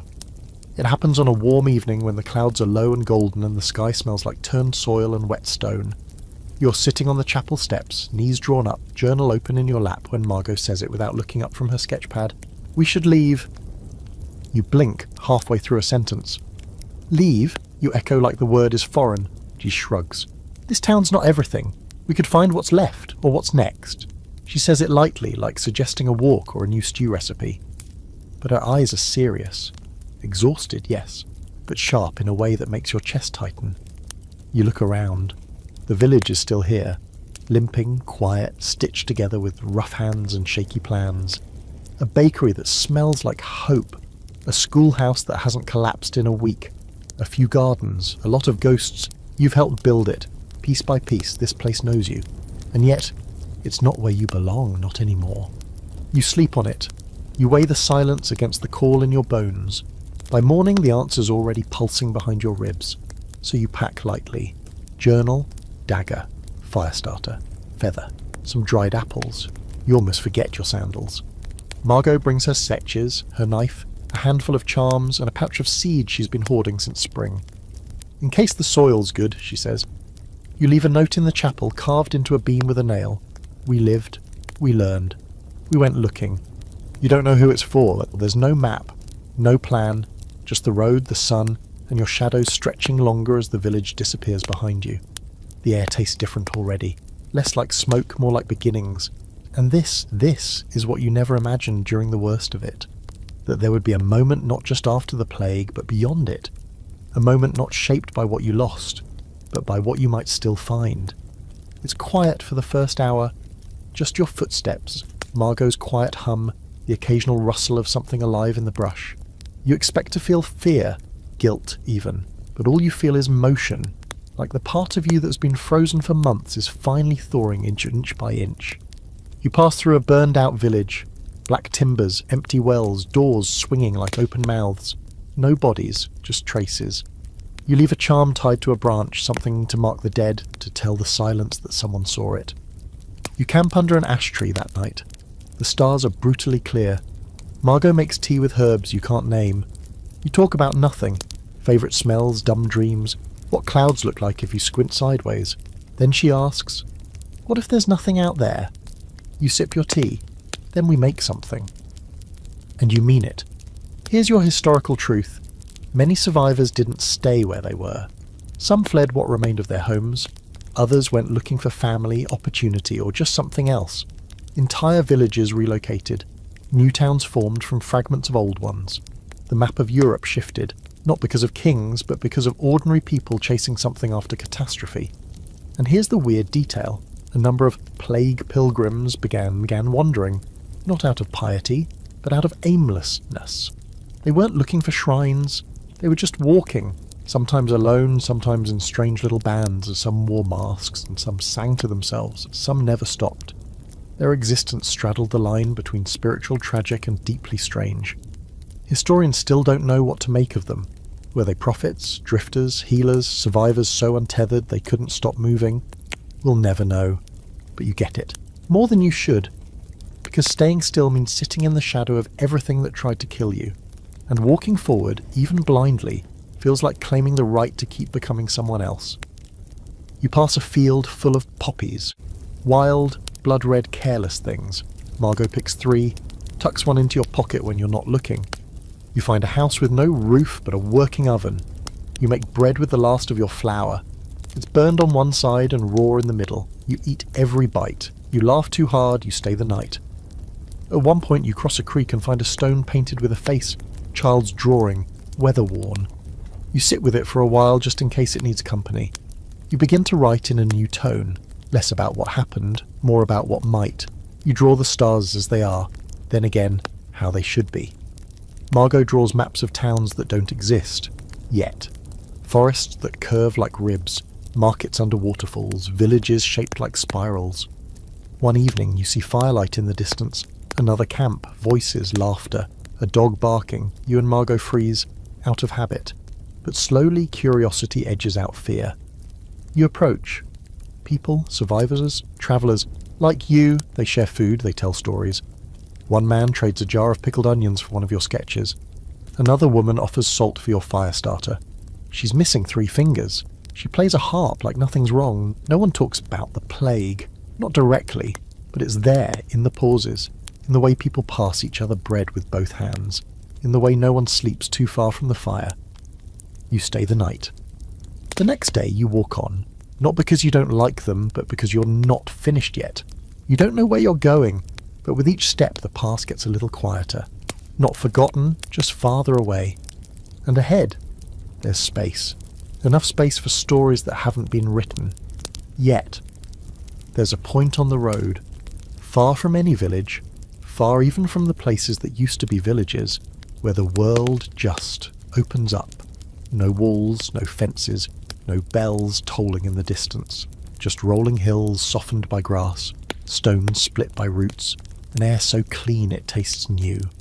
You and Margot stand at the top of a ridge, breathless from the climb, and stare out at a valley that stretches wide and wild and untouched. No smoke, no scars, no signs of the sickness that dragged you through hell. And you say, without meaning to, this could be it. Margot doesn't answer right away. She just stands beside you, her hand resting against your back, quiet like always. Then finally she says, "Let's see if it has a well." You laugh, a real one. Because yes, even in the afterglow of discovery, survival still nags at you like a hungry dog. Water, food, shelter, always the checklist. Hope is lovely, but hydration comes first. You make camp by a crooked elm tree. There's a stream nearby, narrow, clear, and humming with frogs. Margot digs a fire pit while you chase off a curious fox. You find mint growing by the rocks and crush it between your fingers just to smell something bright. That night, the stars feel too close, as if the sky dropped a few inches just for you. In the morning you start exploring. You find a flat patch of earth, not too dry, not too rocky. You test the soil, Break it with a stick, let it run through your hands. It'll grow, Margot says. Not like she's guessing, like she's certain. You start to build, slowly. A windbreak first, then a roofless shelter. You find a collapsed barn down the hill and drag back usable beams, cracked but solid. It's ugly. It leans a little, but it's yours. You carve your names into one of the boards, not the names you were given, but the ones you claimed during the worst of it. The names you used when you didn't know if you'd survive. You carve them deep, you make them real. Here's your historical truth. Some survivors of the Black Death became pioneers. They didn't go back to the same cities or manors or parishes. They started fresh, reclaiming wilderness, founding tiny new communities. Some of these settlements became towns, others vanished without a trace. But for a while they existed, born from ruin, sustained by stubbornness. And the strange footnote? A few written records from the 14th and 15th centuries mention plague-clear valleys, places where the disease seemed never to reach. Whether it was isolation, luck, or natural barriers, some of these spots became legendary. Travellers sought them out, hoping to find a future untouched by the past. Most found only myths. A few found something better. And the debate that still echoes? Historians argue whether these new outposts were acts of desperation or rebirth. Was it escapism, or the earliest spark of the Enlightenment? Were they hiding from the world, or rebuilding it on their own terms? You can't answer that.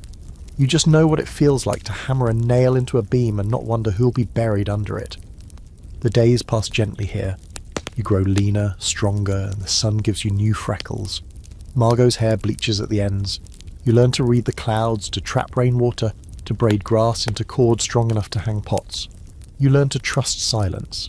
Not the kind that follows death, but the kind that cradles life. Other travellers pass through. You offer tea, bread, fire. Some stay a night. Some stay a week. One woman, older than either of you, stays a season and helps you build a second shelter. She tells you riddles you never solve. When she leaves, she hugs you so tightly you smell her tears in your tunic for days. The stories begin to return. Not the old ones, not saints or kings, but stories of you, of Margot, of the place on the ridge where the wind tastes clean and the stream sings like it remembers. Stories passed around fires, shared like bread, sometimes changed in the telling. You don't mind. And still the dreams come. Not every night, but enough. Some full of ash and silence, others stranger. A child you don't know offers you a flower made of bone. A house made of mirrors shows you all the people you used to be. A rat in a crown nods at you from a throne of moss. You write them down. You file them beside your old plague notes, beside Margot's maps and healing recipes. It's all part of the same story now. One night, you lie awake, listening to the wind move through the trees. Margot's sleeping beside you, one hand curled around a pouch of seeds like it's gold. You stare up at the stars and think about everyone who didn't make it. The names you wrote, the faces you forgot too quickly, the little girl who never saw snow, the boy who whistled off key every morning. You whisper all their names, the ones you remember, the ones you made up. You let them ride your breath into the dark. You promise to carry them. Because what else is history, if not a torch passed hand to hand in the middle of a storm? You fall asleep with dirt on your palms, scars on your ankles, and something like hope blooming quietly behind your ribs. Because you didn't just survive the plague, you outlived it. So now, here you are. The storm's behind you, the world is changed, and you, after everything, are still breathing. You stretch your legs out beneath a sky so calm it almost feels like a trick. A gentle breeze hums across the ridge. Grass tickles your ankles. Somewhere nearby, Margot is singing a song that has no words, just a melody you think she made up on the spot. And for the first time in what feels like years, you don't flinch when a bird calls overhead. You've come far. Not just in miles, but in miles of memory. In the heavy distances between grief and hope, between what you lost and what you found again. You can't count the bodies anymore, or the days you spent just trying to stay upright, or the nights where even dreaming felt dangerous. But you can count this. The weight in your pack, lightened with each page filled, the laughter you didn't expect, the meals shared with strangers who felt like ghosts and became friends, the quiet mornings, the songs that rise from nowhere. You won't forget. That's not the goal. You'll remember the faces, the smoke, the long silences, and the slow, strange healing that came after. The plague took too much to ever disappear from your bones completely, but it didn't take everything. It didn't take your voice, it didn't take your story, as it didn't take your right to rebuild. So maybe one day someone finds the journals, or the sketches, or the painted boards on the chapel wall. Maybe they'll read the names.